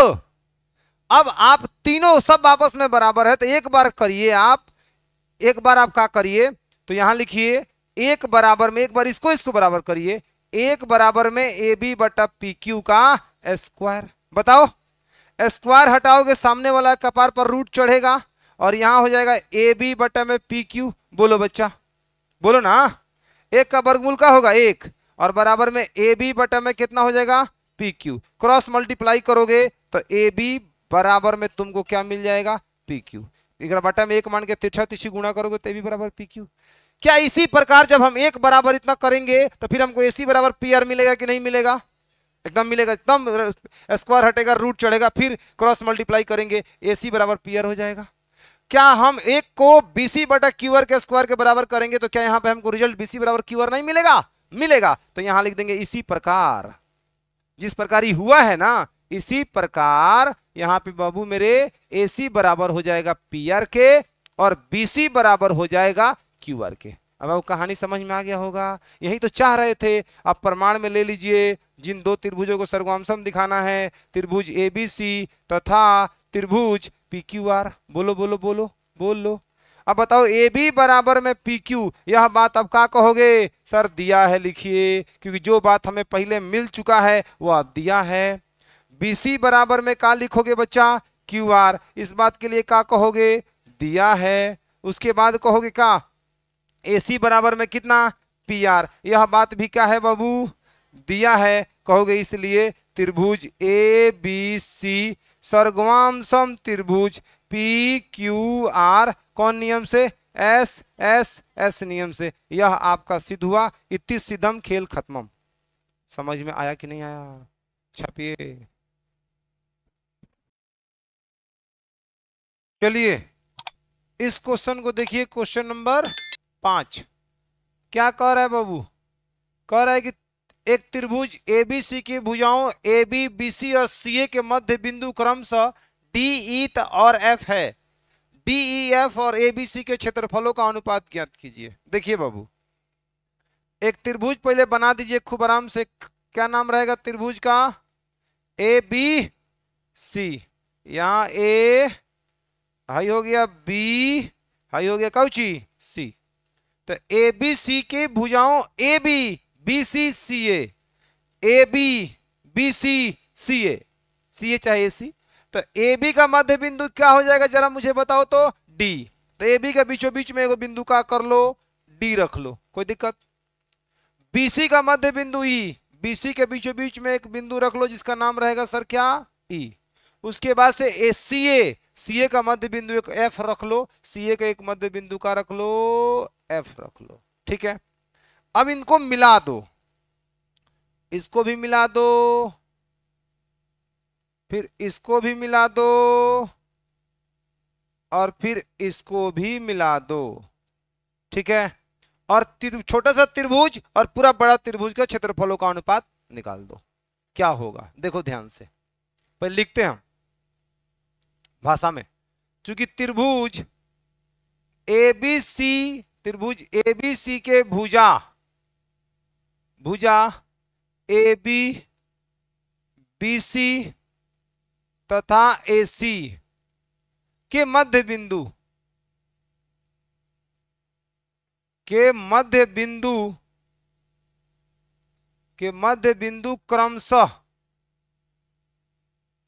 क्रमशः डी ई तथा एफ है। डी ई तथा क्या है बाबू? एफ है। क्लियर है? तो ज्ञात करना है, क्या ज्ञात करना है? एरिया ऑफ त्रिभुज डी ई एफ और बटा एरिया ऑफ त्रिभुज कितना? ए बी सी है, पहले है तो इसलिए पहले डी एफ और ए बी सी के क्षेत्रफलों का अनुपात हमें क्या करना है? ज्ञात करना। सही है? तो क्षेत्रफलों का अनुपात ज्ञात करने के लिए सबसे पहले दोनों त्रिभुजों को समरूप दिखाना पड़ेगा। किस किस त्रिभुज को समरूप दिखाना पड़ेगा सर? तो समरूप दिखाना पड़ेगा आपको इस छोटे से त्रिभुज डी एफ को किसके समरूप दिखाना पड़ेगा? ए बी सी के। बोलिए समझ में आ रहा है? ये दोनों को पहले समरूप दिखाएंगे, छोटा वाला बड़ा वाला। माने छोटा वाला का एक कोण बड़े वाले के एक कोण के बराबर हो जाए, छोटा वाला के एक और कोण बड़े वाले के एक और कोण के बराबर हो जाए, तो दोनों त्रिभुज एंगल से क्या हो जाएगा? समरूप हो जाएगा। और समरूप होते ही उसके क्षेत्रफलों का अनुपात का नियम हम लगा लेंगे। लेकिन उससे पहले इनके संगत भुजाओं में भी कुछ आपको पता होना चाहिए मान, जैसे इसका लंबाई और इसका लंबाई का क्या रिलेशन है, ये भी बात आपको पता होना चाहिए। तो इसके लिए चलते हैं हम 9th क्लास में। 9th क्लास में एक प्रमेय हुआ करता था, ये किसी त्रिभुज के, जिसको हम लोग मध्य बिंदु प्रमेय के नाम से जानते थे। यदि किसी त्रिभुज के दो भुजाओं के मध्य बिंदु को मिलाने वाले रेखाखंड, यदि किसी त्रिभुज के दो भुजाओं के मध्य बिंदु को मिलाने वाली रेखाखंड तीसरी भुजा के समानांतर होती है और लंबाई में इसके आधा के बराबर होती है। दो शर्त, ये बात आपको ध्यान में रखना है कि जब किसी भी त्रिभुज के दो भुजाओं के मध्य बिंदु को मिलाओगे तो इसको और इस भुजा के मध्य बिंदु को मिला रहे हो, जो तीसरी भुजा के समानांतर होगा, इसके समानांतर होगा और लंबाई में इसके आधा के बराबर होगा। ये प्रमेय कहता है। तो आप मुझे बताइए, जो डी और एफ इस त्रिभुज एबीसी के भुजा एबी और एसी के मध्य बिंदु है कि नहीं है? कौन कौन? D F. तो जब डी और एफ एबी और एसी का मध्य बिंदु है और इसको मिलाने वाली रेखाखंड डी है, डीएफ है, तो आप मुझे बताइए क्या यह तीसरी भुजा बीसी के समानांतर होगा कि नहीं होगा, और लंबाई में इसके आधा के बराबर होगा कि नहीं होगा? समझ में आ रहा है? तो यह निष्कर्ष आप निकाल लीजिए, उसके बाद फिर हम आपको आगे लिए चलते हैं। ठीक है, उसके बाद जब यह जो थोड़ा सा और सुन ही लीजिए, यह लाइन इसके समानांतर हो जाएगा, पक्का होगा ना? तो क्या हम कह सकते हैं यह लाइन यहां से यहां तक के भी समानांतर हो जाएगा? बोलो। माने हम कहेंगे भाई इतना का समानांतर है, तो क्या इतना का समानांतर नहीं हो सकता है? एकदम हो सकता है। तो जब डीएफ जो होगा बीसी के समानांतर होगा, तो यही डीएफ इसके भी समानांतर लिख सकते हैं। अब बताइए किसी चतुर्भुज के, अभी चतुर्भुज को देखो, इस चतुर्भुज को देखो, यदि किसी चतुर्भुज के आमने सामने की एक जोड़ा भुजा बराबर और समानांतर हो तो दूसरा भी बराबर और समानांतर ही होता है। जब दूसरा बराबर और समानांतर होगा इसलिए समानांतर चतुर्भुज हो जाएगा। कौन समानांतर चतुर्भुज? ये वाला समानांतर चतुर्भुज हो जाएगा। और समानांतर चतुर्भुज के सम्मुख कोण आपस में क्या होते हैं? बराबर। 9th क्लास में पढ़े थे। तो यह वाला कोण ये वाला कोण के बराबर हो जाएगा। तो आप बताओ, हाई जो कोण है बड़ा त्रिभुज का है, हाई जो कोण है वो छोटा त्रिभुज का है। इसी प्रकार आप इस भुजा को इसके समानांतर कर सकते हैं और यह भुजा इसके बराबर होगा। कैसे? क्योंकि बोला है लंबाई में आधा के बराबर होता है, तो इसका आधा इसके बराबर होगा, इसका आधा इसके बराबर होगा। तो कहीं ना कहीं ये भुजा और ये भुजा बराबर और समानांतर होगा, तो ये भी बराबर और समानांतर हो जाएगा, जिसके कारण यह भी चतुर्भुज समानांतर चतुर्भुज की श्रेणी में आ जाएगा। और समानांतर चतुर्भुज के समूह कोण बराबर होते हैं, तो ये वाला कोण इसके बराबर हो जाएगा। इस प्रकार कह देंगे यह कोण इसके बराबर। यह जो कोण है बड़ा त्रिभुज का कोण है, यह जो कोण है वो छोटा त्रिभुज का कोण है। आज बड़ा का एक कोण छोटा के एक कोण के बराबर हो गया। इस प्रकार से छोटा त्रिभुज का दो कोण बड़ा त्रिभुज के दो कोण के बराबर हो जाएगा, इसलिए दोनों त्रिभुज का हो जाएगा समरूप हो जाएगा एंगल नियम से। और जब समरूप हो जाएगा उसके बाद से हम समरूपता के क्षेत्रफलों वाला अनुपात का सूत्र लगाएंगे। मोटा मोटी बात समझ में आ गया ना? अब लिख के करते हैं। अब आप ध्यान से सुनिए, समझिए और देखिए। ठीक है, जितना देखो ये ज्यामिति हम लोग पढ़ रहे हैं, और ज्यामिति के अध्ययन से मस्तिष्क में चिंतन करने की क्षमता बढ़ती है। ये बात आप स्पष्ट कर लो। इसमें आप एक ही फिगर को देख रहे हो ना, 2 बार 3 बार 4 बार देख रहे हो, कभी इसको देख रहे हो, कभी इस पर ध्यान लगा रहे हो, तो कभी बड़े वाला पर लगा रहे हो, फिर छोटा पर लगा रहे हो, उसका कोण है वो देख रहे हो, फिर बड़ा पर लगा के उसका कोण देख रहे हो। सब कुछ सामने है। अब तुम्हारे में कितनी क्षमता है चीजों को अपने दिमाग को कॉन्सेंट्रेट करके और इस बातों को समझ पा रहे हो, ये तुम्हारे ऊपर डिपेंड करता है। समझ रहे हो ना? कि इसमें सोचना तो होता है जी। ज्यामिति में जो सोचेगा, दिमाग में बातों को याद रखेगा, पहले के बातों को, वही कुछ सवाल बना पाएगा। अन्यथा सर बस जैसे मस्ती चल रहा है, 1 बार पंच 2 बार लंच और लाइफ है टंच, ये वाला कहानी चलते रहेगी। समझ रहे हो ना? तो वैसे नहीं करिए, आप दिमाग लगाइए, कुछ बुद्धि विवेक का इस्तेमाल करिए, सोचिए। दिमाग दिए हैं भगवान तो उसका सही सार्थक उपयोग करिए। और वैसे भी पढ़ने बैठे हैं तो उसमें भी और सार्थक बनाइए। सुनिए ध्यान से, लिखेंगे हम जानते हैं किसी त्रिभुज के दो भुजाओं के मध्य बिंदु को मिलाने वाली रेखाखंड तीसरी भुजा के समानांतर होती है और लंबाई में उसके आधा के बराबर होती है। चाहे आप ऐसे ही बोल सकते हो, ये ए बी ई डी और एफ ए बी और ए सी के मध्य बिंदु है तथा इसे मिलाने वाले रेखाखंड डी एफ है। इसलिए मध्य बिंदु परमीय से डीएफ समानांतर बीसी और डीएफ बराबर में बीसी बाई 2। इस ऐसे लिखते हैं तो वहां बहुत लंबा हो जाएगा। यहां लिखेंगे चूंकि डी तथा एफ, ठीक ना, त्रिभुज एबीसी के भुजाओं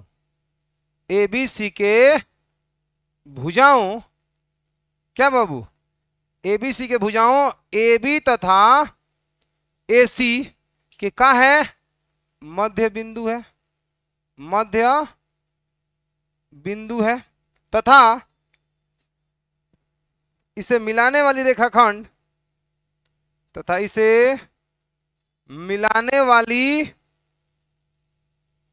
रेखाखंड क्या है बाबू, डीएफ है। इसलिए मध्य बिंदु परमीय से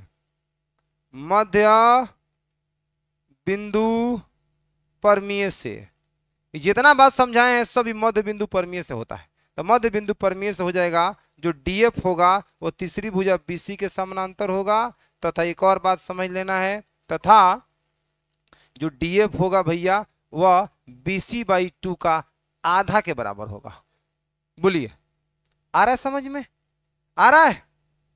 तो डीएफ समानांतर बीसी, यह जो लाइन हुआ वह इसके समानांतर हुआ और इसका लंबाई इसके आधा के बराबर। ठीक है, अब देखो ध्यान से, यहां लिखेंगे चूंकि डीएफ समानांतर जब बीसी है तब आराम से इसको इसी के आधार पर आप लिख सकते हैं, जो डीएफ तब बराबर होगा बी के, डीएफ बराबर होगा बी के, तथा डीएफ जो होगा, सॉरी डीएफ समानांतर बीसी है तो डीएफ भी समानांतर होगा बी के। बोलो, माने यहां यह डीएफ पूरा के समानांतर है तो यही डीएफ बी के भी समानांतर होगा। तथा जब यह लंबाई डीएफ जो पूरा के आधा के बराबर है तो हयु तक मध्य बिंदु ना है, ई जो है वो बीसी का मध्य बिंदु है, मतलब इसका ई वाला पार्ट आधा आधा हुआ और बोल रहा है कि यह वाला मान इसके आधा के बराबर होगा, यानी कि बी के तब बराबर हो जाएगा। तो यहां लिख देंगे डीएफ बराबर में कितना बाबू, बीई। बोलिए, है आमने सामने के भुजा समानांतर और बराबर हो तो वह का होगा, समानांतर चतुर्भुज होगा। इसलिए कहेंगे A D B E F, यहां लिख देंगे। इसलिए डी बी ई एफ एक समानांतर चतुर्भुज है। एक क्या है बाबू, समानांतर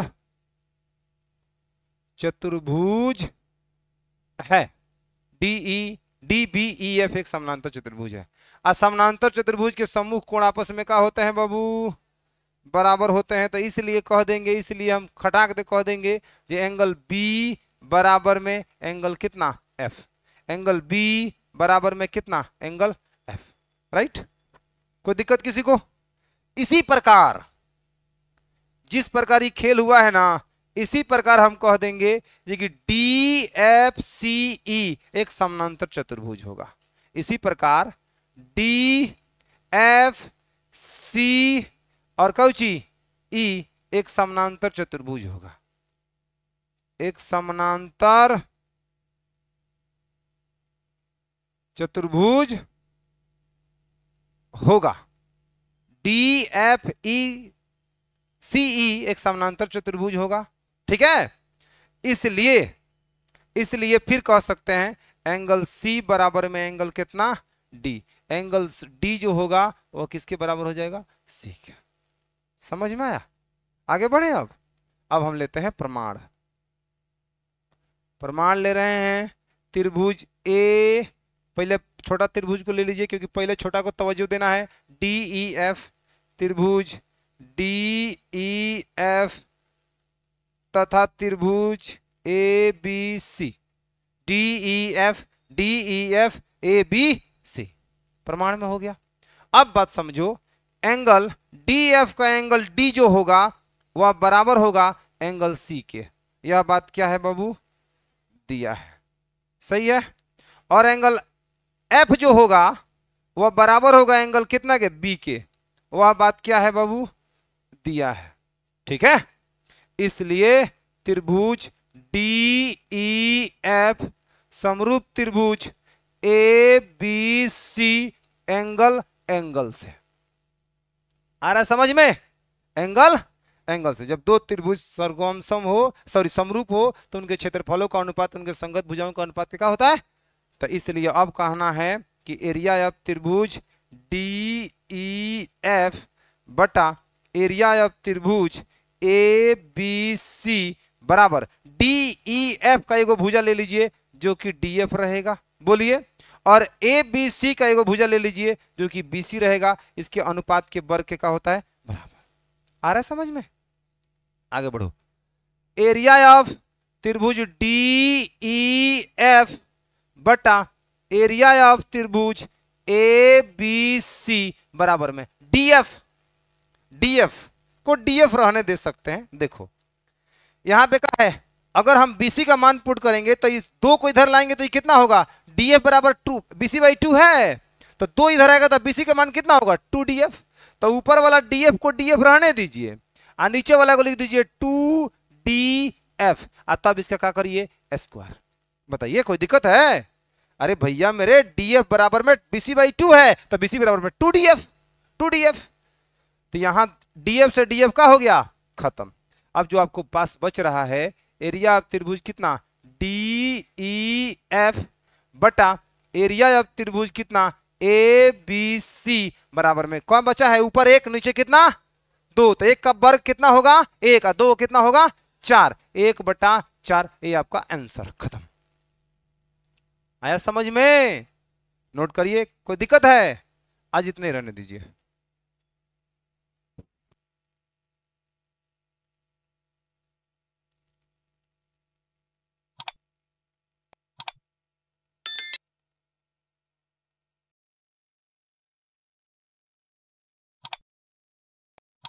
हाँ जी सुनिए, एक्सरसाइज 6.4 क्वेश्चन नंबर 6।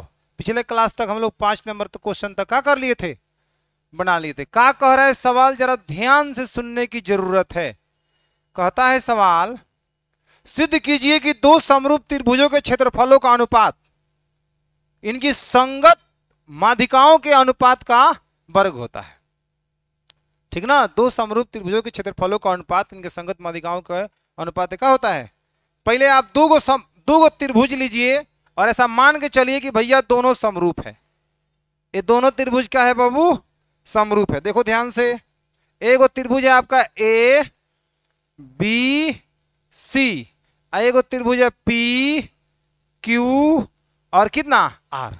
अपने से आपको माध्यिका भी बनाना है। तो माध्यिका कैसे बनाएंगे जी?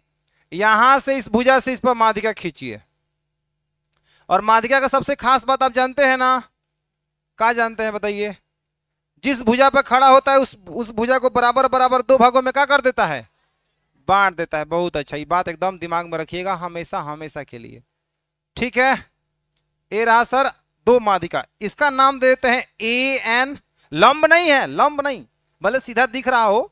हम चाहते तो ऐसे भी त्रिभुज बना सकते थे, ऐसे करके और माध्यिका हम ऐसे खींच लेते, इसको बराबर बराबर काट कर। बोलिए। तो अब वैसे ही अब जो इसमें है बोर्ड के अनुसार, इसलिए ऐसा ही बन रहा है, सीधा सीधा ही बनाइए, कोई दिक्कत नहीं। यहाँ लंब गलती से मत खींचिएगा, ये लंब का बात नहीं हो रहा है। ठीक है, आगे बढ़े ना।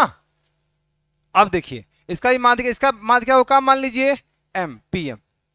तो दो समरूप त्रिभुज, यहां लिखिएगा दोनों त्रिभुज पहले समरूप है। त्रिभुज ए बी सी समरूप त्रिभुज पी क्यू आर। ये दोनों त्रिभुज का है बाबू? समरूप है, क्योंकि दो समरूप त्रिभुजों के क्षेत्रफलों का अनुपात। तो पहले बात की दोनों त्रिभुज का होगा समरूप, और उसके क्षेत्रफलों का अनुपात उनके संगत माध्यिकाओं के अनुपात के वर्ग क्या होता है? तो जब दो त्रिभुज समरूप है तो सबसे पहले क्या क्या होगा जरा समझ लीजिए। एंगल ए जो होगा वो एंगल पी के बराबर होगा। बोलो बाबू। एंगल जो बी होगा वो एंगल क्यू के बराबर होगा। एंगल सी जो होगा वो एंगल आर के बराबर होगा। तथा एक और बात होगा, क्या होगा सर? ए बी बटा कितना होगा बाबू? पी क्यू, और बराबर में बी सी बटा कितना होगा? क्यू आर, और बराबर में कितना होगा? ए सी बटा कितना बाबू? P R. ये दो त्रिभुज जब समरूप है तो इतनी बातें होगी, नेसेसरी है कि संगत कोण बराबर, संगत भुजाएं समानुपाती। क्लियर है? अब आपको दिखाना क्या है? अब आप मुद्दा पे आइए। तो सिद्ध करना है। क्या सिद्ध करना है बच्चा? सिद्ध करना है सिद्ध करना है। एक और बात लिख दी जाए, तथा यहां लिख दीजिए एडी, एडी और पीएम, एडी और कितना बाबू पीएम क्रमशः, AN sorry sorry sorry sorry sorry sorry AN होगा, एएन और पीएम क्रमशः त्रिभुज एबीसी तथा त्रिभुज पीक्यूआर की क्या है बाबू, पीक्यूआर की माध्यिकाएं हैं, माध्यिकाएं, ये भी बात हम मेंशन कर दे रहे हैं, माध्यिकाएं हैं तो सिद्ध करना है। तो क्या सिद्ध करना है बच्चा पार्टी, तो सिद्ध करना है, सिद्ध करना है कि दो समरूप त्रिभुजों के क्षेत्रफलों का अनुपात एरिया ऑफ त्रिभुज एबीसी और बट्टा एरिया ऑफ त्रिभुज कितना पीक्यूआर, क्षेत्रफलों का अनुपात इनके संगत माध्यिकाओं के अनुपात के वर्ग के बराबर होता है। तो इसका हो जाएगा एएन और बट्टा में क्या होगा बाबू पीएम के अनुपात के वर्ग के बराबर होता है। It's clear. यही बात सिद्ध करना, यही कह रहा है कि दो त्रिभुज जब समरूप होगा तो उसके क्षेत्रफलों का अनुपात उनके संगत माध्यिकाओं के अनुपात के वर्ग के बराबर होता है। वैसे तो ये बात हम जानते हैं कि जब दो त्रिभुज समरूप हो तो उसके क्षेत्रफलों का अनुपात उनके संगत भुजाओं के अनुपात के वर्ग के बराबर होता है, ये तो बात होता है, लेकिन यहां माध्यिका का जिक्र उधर नहीं था, उसको हमें यहां पे सिद्ध करना है। ठीक है, इसको सिद्ध करना है। अब हम लिखते हैं सर आगे बढ़ते हैं, चूंकि लिखते हैं त्रिभुज एबीसी समरूप त्रिभुज पीक्यूआर। पहला बात, यह त्रिभुज दोनों त्रिभुज का है समरूप है, इसलिए इसके क्षेत्रफलों का अनुपात थ्योरम के अकॉर्डिंग एरिया ऑफ त्रिभुज एबीसी और बटा एरिया ऑफ त्रिभुज कितना बाबू पीक्यूआर, दोनों त्रिभुज जब समरूप है तो उनके क्षेत्रफलों का अनुपात उनके संगत भुजाओं के अनुपात के वर्ग के बराबर। तो इसका पहला ए बी लीजिए और इसका पी क्यू लीजिए, तो यहां कह दीजिए ए बी बट्टा में पी क्यू के अनुपात के वर्ग के बराबर। इसी को लिखते हैं, लिखने के लिए हम सबको लिख सकते हैं, जैसे ए बी बटा पी क्यू का स्क्वायर बराबर ए सी बटा पी आर का स्क्वायर बराबर बी सी बटा क्यू आर का स्क्वायर। इसको भी लिख सकते हैं, नहीं लिख सकते हैं, एकदम लिख सकते हैं। तो इसको मानिए समीकरण 1। अब जानते हैं हमको क्या करना है, हमको करना है ए बी बटा पी क्यू की जगह ए बी बटा पी क्यू जो यहां लिखे हुए हैं, ठीक ना, ए बी बटा जो पी क्यू है इसको हम दिखा देने के सोच रहे हैं कि ए एन बटा पी एम। तो यहां हो जाएगा ए एन बटा में पी एम। तो जब ए बी बटा पी क्यू के बराबर हो जाएगा ए एन बटा पी एम, तो यहां ए बी बटा पी क्यू के बदले लिख देंगे कौची ए एन बटा पी एम, इसका वर्ग। यही तो हमें सिद्ध करना है, बुझाया। तो हमें दिखाना अब क्या है, हमें दिखाना है ए बी बटा पी क्यू बराबर ए एन बटा पी एम दिखाना है। तो सर ये कैसे संभव हो पाएगा, यह इतना बटा इतना और इतना बटा इतना हमें दिखाना है बराबर। यह तभी हो पाएगा जब ये दोनों त्रिभुज का हो जाए समरूप हो जाए। जब दो त्रिभुज समरूप हो तो इसकी संगत भुजाएं समानुपाती होती है। तो आराम से लिख सकते हैं ए बी बटा पी क्यू ए एन बटा पी एम और बी एन बटा क्यू एम। तो बी एन और क्यू एम का कोई जरूरत नहीं है, हम दो को लिखेंगे हमारा काम हो जाएगा। तब हमें क्या करना है समझ में आ गया, इस दोनों छोटे छोटे त्रिभुजों को हमें क्या करना है समरूप दिखाना है। समरूप दिखा देंगे हमारा काम हो जाएगा, और काफी आसानी से हम समरूप दिखाएंगे। ये भी बात आपको हम समझा दे थोड़ा सा, देखिए समरूप कैसे दिखाएंगे। पहला बात, आप जानते हैं कि एंगल बी जो है वो एंगल क्यू के बराबर है। पहला ही से देखो तो बी किसके बराबर है, क्यू के। क्लियर। और ए बी बटा जो पी क्यू देख रहे हो वह बराबर है बी सी बटा कितना के, क्यू आर के। बोलो हाँ दे हाँ दे हाँ दे हाँ दे, ए बी बटा पी क्यू बराबर बी सी बटा क्यू आर। तो बीसी को नहीं लिख सकते हम, बीसी को 2bn, अरे bn का 2 गुना, क्योंकि ये माध्यिका है, बराबर बराबर 2 भागों में बांटेगा। तो बीसी बराबर कह सकते हैं 2bn, यहां क्यू आर बराबर लिख सकते हैं 2qm। 2 से 2 खत्म हो जाएगा, आ जाएगा ए बी बटा पी क्यू और बी एन बटा क्यू एम, और इसके बीच का कोण बराबर है, दोनों त्रिभुज एस ए एस नियम से समरूप हो जाएगा।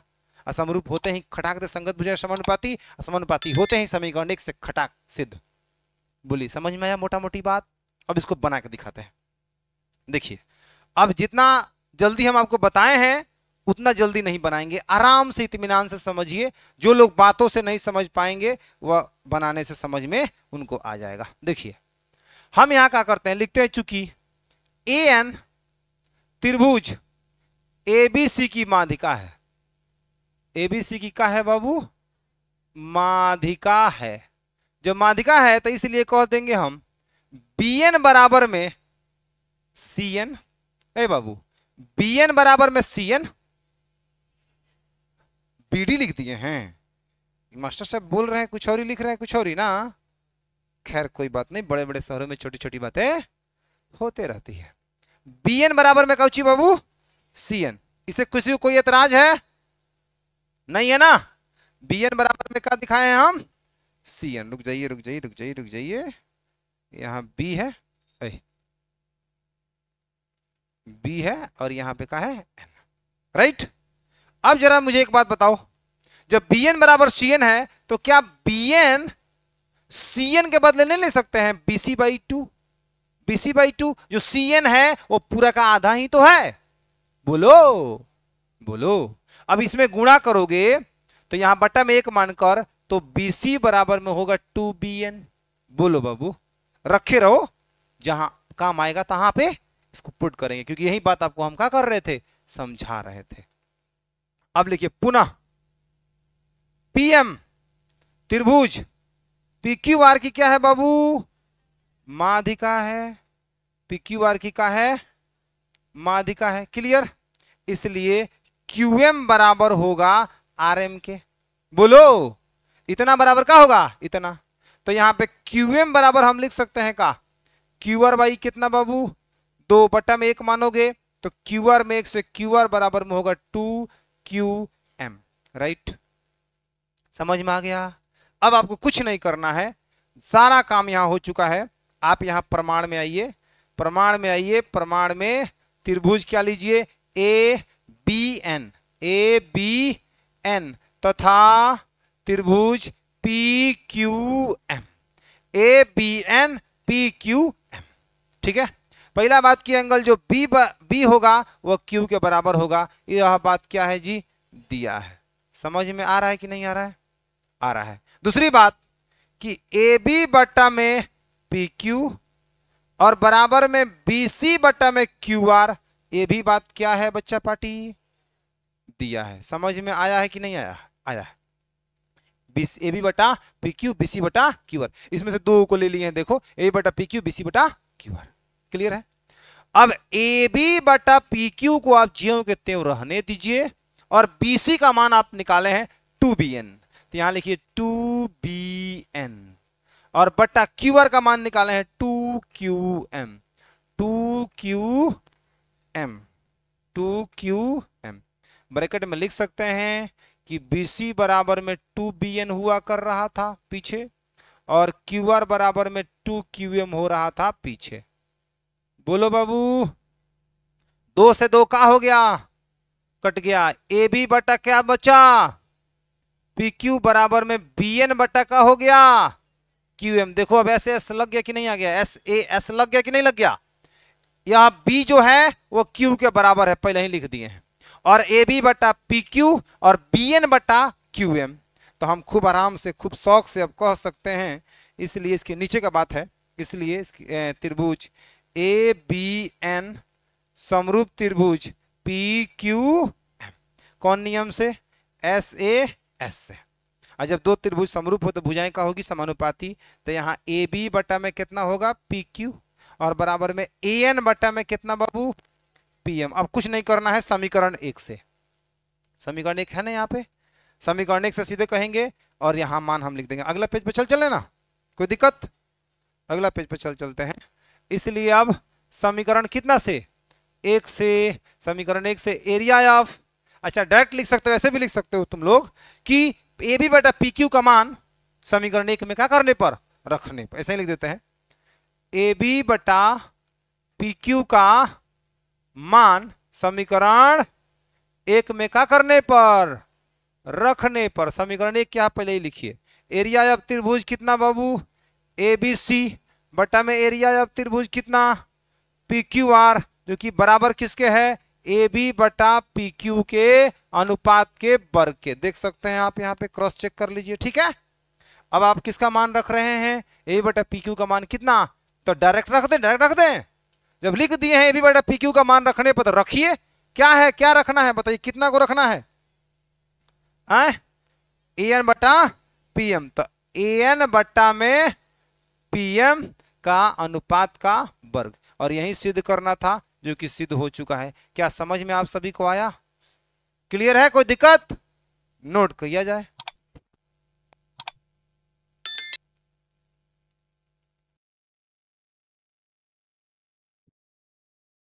देखिए नेक्स्ट क्वेश्चन आपके सामने क्या कह रहा है जी?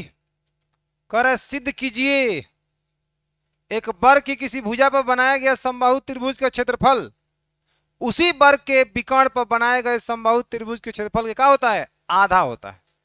पहले को वर्ग बना लीजिए, ओकरा बाद से समझाएं तो ज्यादा बेहतर रहेगा। ए वर्ग हो गया भैया, जरा ध्यान से देखो, क्या देखना है? ध्यान से। ए रहा वर्ग, एक नाम रख देते हैं जी ए बी सी डी, ये वर्ग हो गया। इसकी प्रत्येक भुजा आपस में का होगी बराबर होगी और प्रत्येक कोण का होगा समकोण होगा। तो प्रत्येक भुजा को बात करें तो एक्स एक्स एक्स एक्स, कोई दिक्कत है? नहीं है ना? आप ए भी मान सकते थे, वाई वाई वाई भी मान सकते थे, कुछ भी जो जो जो आपको उचित लगे मान लीजिए। हमने एक्स मान लिया, कोई दिक्कत? इसका विकर्ण हम बना रहे हैं, इसलिए विकर्ण बना रहे हैं क्योंकि इसमें विकर्ण की बात है। क्वेश्चन आप लोग पढ़ रहे होंगे तो आपको लग रहा होगा हाँ सर विकर्ण का भी बात में किया है। अब क्या किया है आपको बताते हैं। एक बात बताइए, विकर्ण हमने खींच दिया, यहां पे तो 90 कोण है ना जी, तो इसका मान कितना होगा? कोई बताएगा? पाइथागोरस के प्रमेय वैसे तो पढ़ना आपको अगला चैप्टर में है, लेकिन आपको हमने बता रखा है। नहीं नहीं नहीं नहीं, रूट अंडर में कर्ण, कर्ण बराबर रूट अंडर में लंब स्क्वायर प्लस आधार स्क्वायर, यानी x square plus x square. बोलो बच्चा, यानी कि मान मिलेगा यहाँ पे 2x स्क्वायर, तो रूट 2 के 2 एक्स स्क्वायर का वर्गमूल हो जाएगा x, मतलब इसका मान मिलेगा रूट 2x। बोलो भैया, यहां तक कोई दिक्कत है? यहां तक सब मौस मक्खन हो गया? अब पढ़ क्वेश्चन को पढ़ते हैं हम। सिद्ध कीजिए कि एक वर्ग के किसी भुजा पर बनाया गया समबाहु त्रिभुज, वर्ग के भुजा पर समबाहु त्रिभुज, तो वर्ग का किसी एक भुजा, यहां बनाइए यहां बनाइए यहां बनाइए, किसी वर्ग के भुजा पर समबाहु त्रिभुज बनाइए। तो समबाहु त्रिभुज की बनाने दीजिए, थोड़ा सा बनाने दीजिए, मुझे बनाने दीजिए, मुझे बनाने दीजिए। ए भैया, लग रहा है परेशान हैरान करेगा काई। चलिए जी इधर देखिए,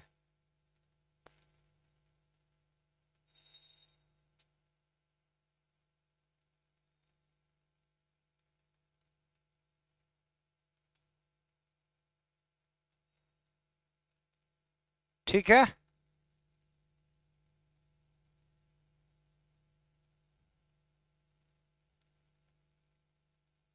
देखो तो बाबू, इसके भुजा में एक समबाहु त्रिभुज बन गया।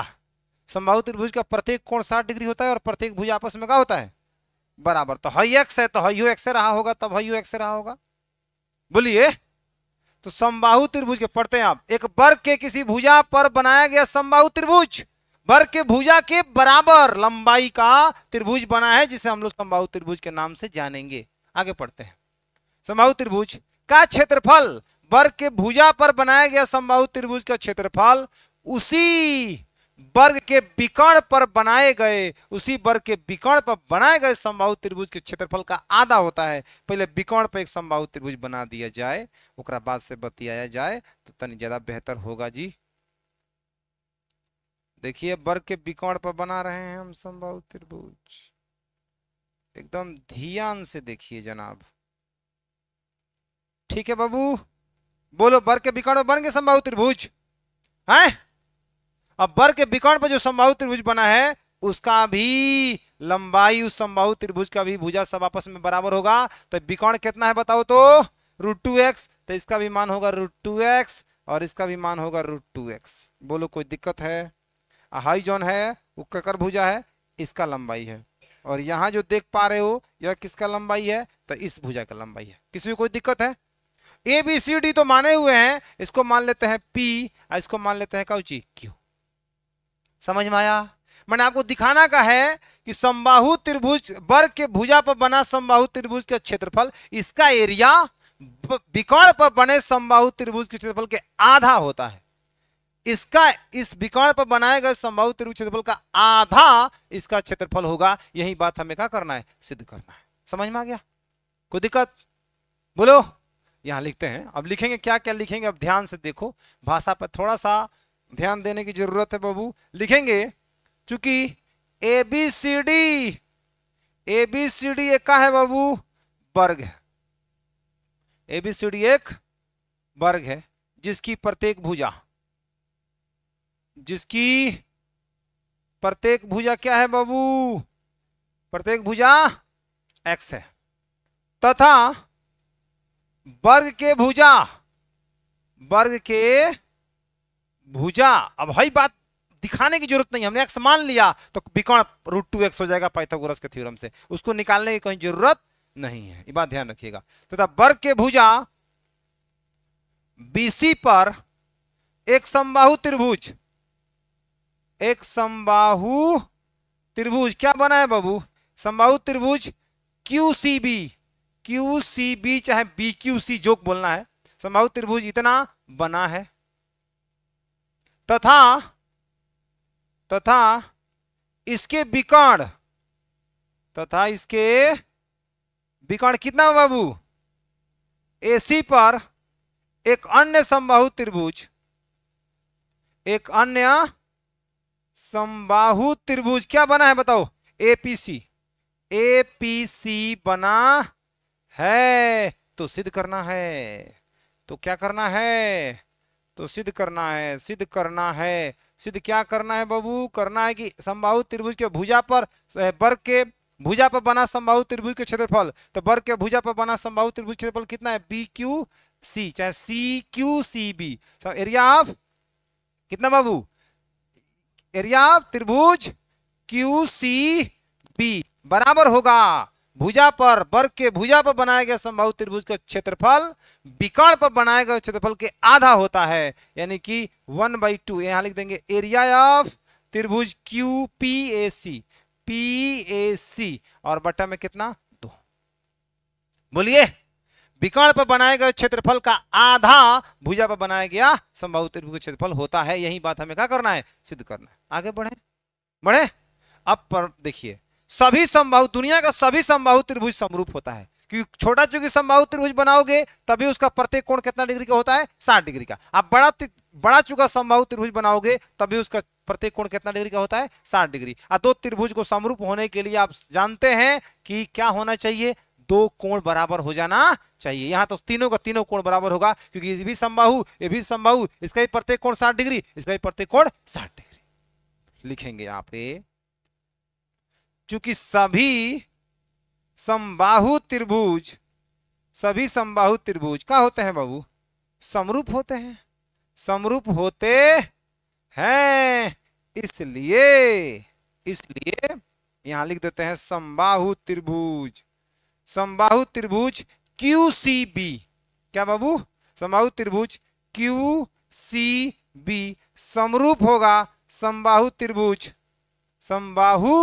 त्रिभुज कितना के बाबू, PAC के। कौन नियम से होगा, एंगल से। अब समबाहु लिख दिए हैं, इसे कोई दिक्कत वाली बात नहीं। आप नहीं भी लिखते तब वो इतना समरूप समबाहु है, हमने लिख दिया है, कोई दिक्कत नहीं। परेशान है कोई, सब ठीक है। अब जब दो त्रिभुज समरूप हो तो उनके क्षेत्रफलों का अनुपात उनके संगत भुजाओं के अनुपात के वर्ग के बराबर होता है कि नहीं होता है, होता है ना। तो इसलिए लिख देंगे एरिया ऑफ त्रिभुज QCB बटा एरिया ऑफ त्रिभुज कितना, PAC बराबर उनके संगत भुजाओं का। तो आप QCB का एक भुजा लीजिए, कौन चीज, CB। क्या लीजिए बाबू, CB का मान कितना है पता है ना आपको, X। कोई दिक्कत। इसका एक भुजा लीजिए, तो PAC का एक भुजा कितना है, AC का लंबाई कितना है √2x का होगा अनुपात के वर्ग के बराबर होगा। बोलिए, जब दो त्रिभुज समरूप हो तो उनके क्षेत्रफलों का अनुपात उनके संगत भुजाओं के अनुपात के वर्ग के क्या होता है, बराबर। हाई x से x ही खत्म हो गया, खत्म हुआ। अब जरा ध्यान से देखिए इधर, एरिया ऑफ त्रिभुज QCB बटा एरिया ऑफ त्रिभुज कितना, एपीएससी, पीएससी बराबर में ऊपर बचा एक का वर्ग एक हो जाएगा, नीचे बचा √2, इसका वर्ग कितना हो जाएगा 2। इसको भैया मेरे ऊपर भेज दो, इसको एक में गुणा कर दो, हो गया तुम्हारा काम। एरिया ऑफ त्रिभुज QCB बराबर में एरिया ऑफ त्रिभुज कितना, PAC और बट्टा में कितना 2। इति सिद्धम खेल खत्मम। समझ में आया कि नहीं आया, तो छापम।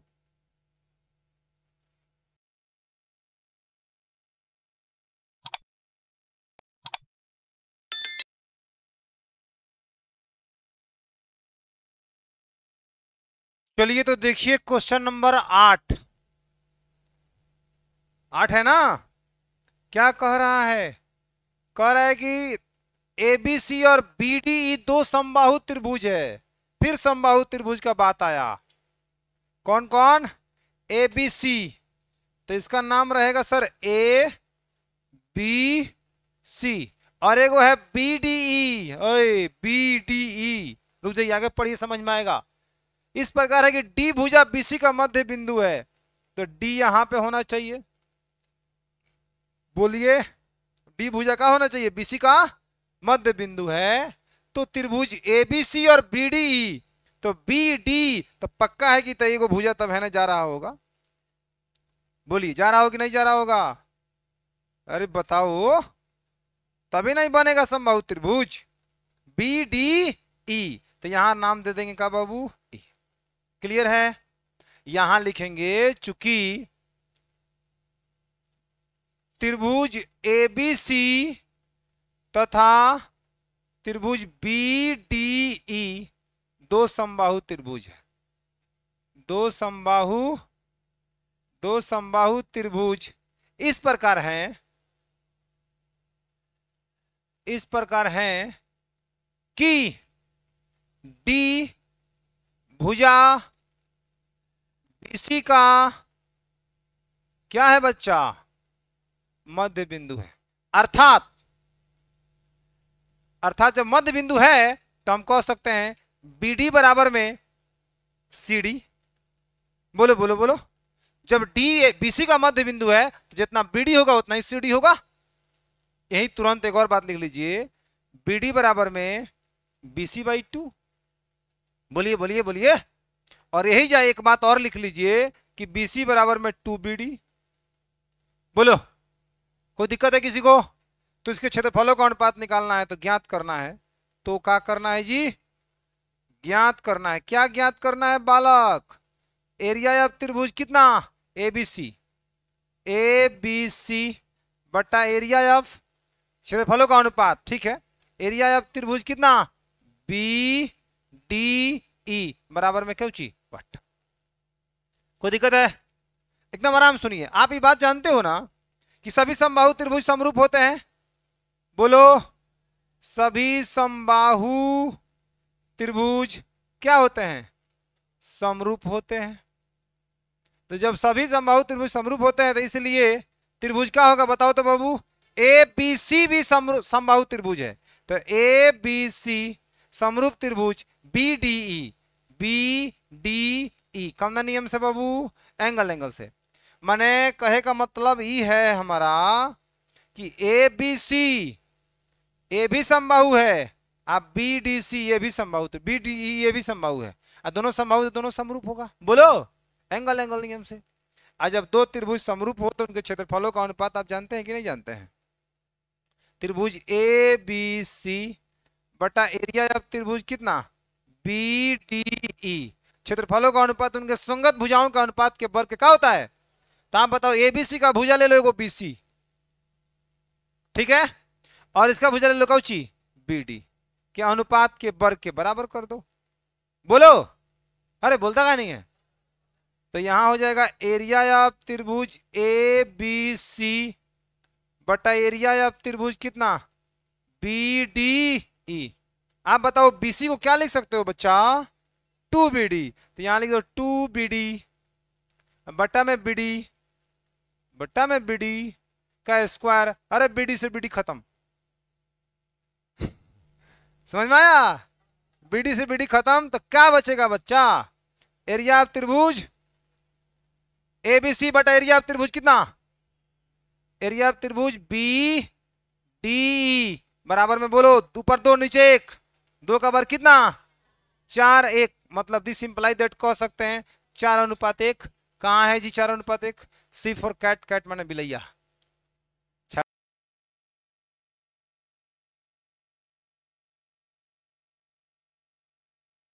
चलिए लास्ट सवाल क्या कह रहा है जी? दो समरूप त्रिभुजों की भुजाएं 4:9 के अनुपात में है तो इन त्रिभुजों के क्षेत्रफलों का अनुपात कितना होगा? 4 का वर्ग कितना और 9 का वर्ग कितना होगा? 81, 16:81 टी। समझ में आया? ये आपको थ्योरी हम लिखवाए थे कि दो समरूप त्रिभुजों के भुजाओं का अनुपात अगर x अनुपात y होगा तो उसके क्षेत्रफलों का अनुपात x² अनुपात y² होगा। अगर क्षेत्रफलों का अनुपात x अनुपात y होगा तो उसके भुजाओं का अनुपात √x अनुपात √y होगा। समझ में आया है कि नहीं आया है बात? ये वही है। ऐसा ऑब्जेक्टिव क्वेश्चन पूछने का चांसेस बहुत ज्यादा रहता है, हर एक साल लगभग इस टाइप का सवाल आता है। समझ में आ रहा है? तो इसमें भुजाओं का अनुपात दिया हो, क्षेत्रफलों का अनुपात पूछेगा, वर्ग करिएगा। क्षेत्रफलों का अनुपात देगा, भुजाओं का अनुपात पूछेगा, उसका वर्गमूल निकाल दीजिएगा, हो जाएगा। समझ में आ रहा है? इस शुरू में ही आपको पहले क्लास जिस दिन थ्योरी दिए थे उसी दिन समझा दिए थे। तो इस चैप्टर का होता है समाप्त। अगला चैप्टर से हम पाइथागोरस के प्रमेय का बात करेंगे। ठीक है, आज के लिए इतना ही रहने दीजिए। धन्यवाद।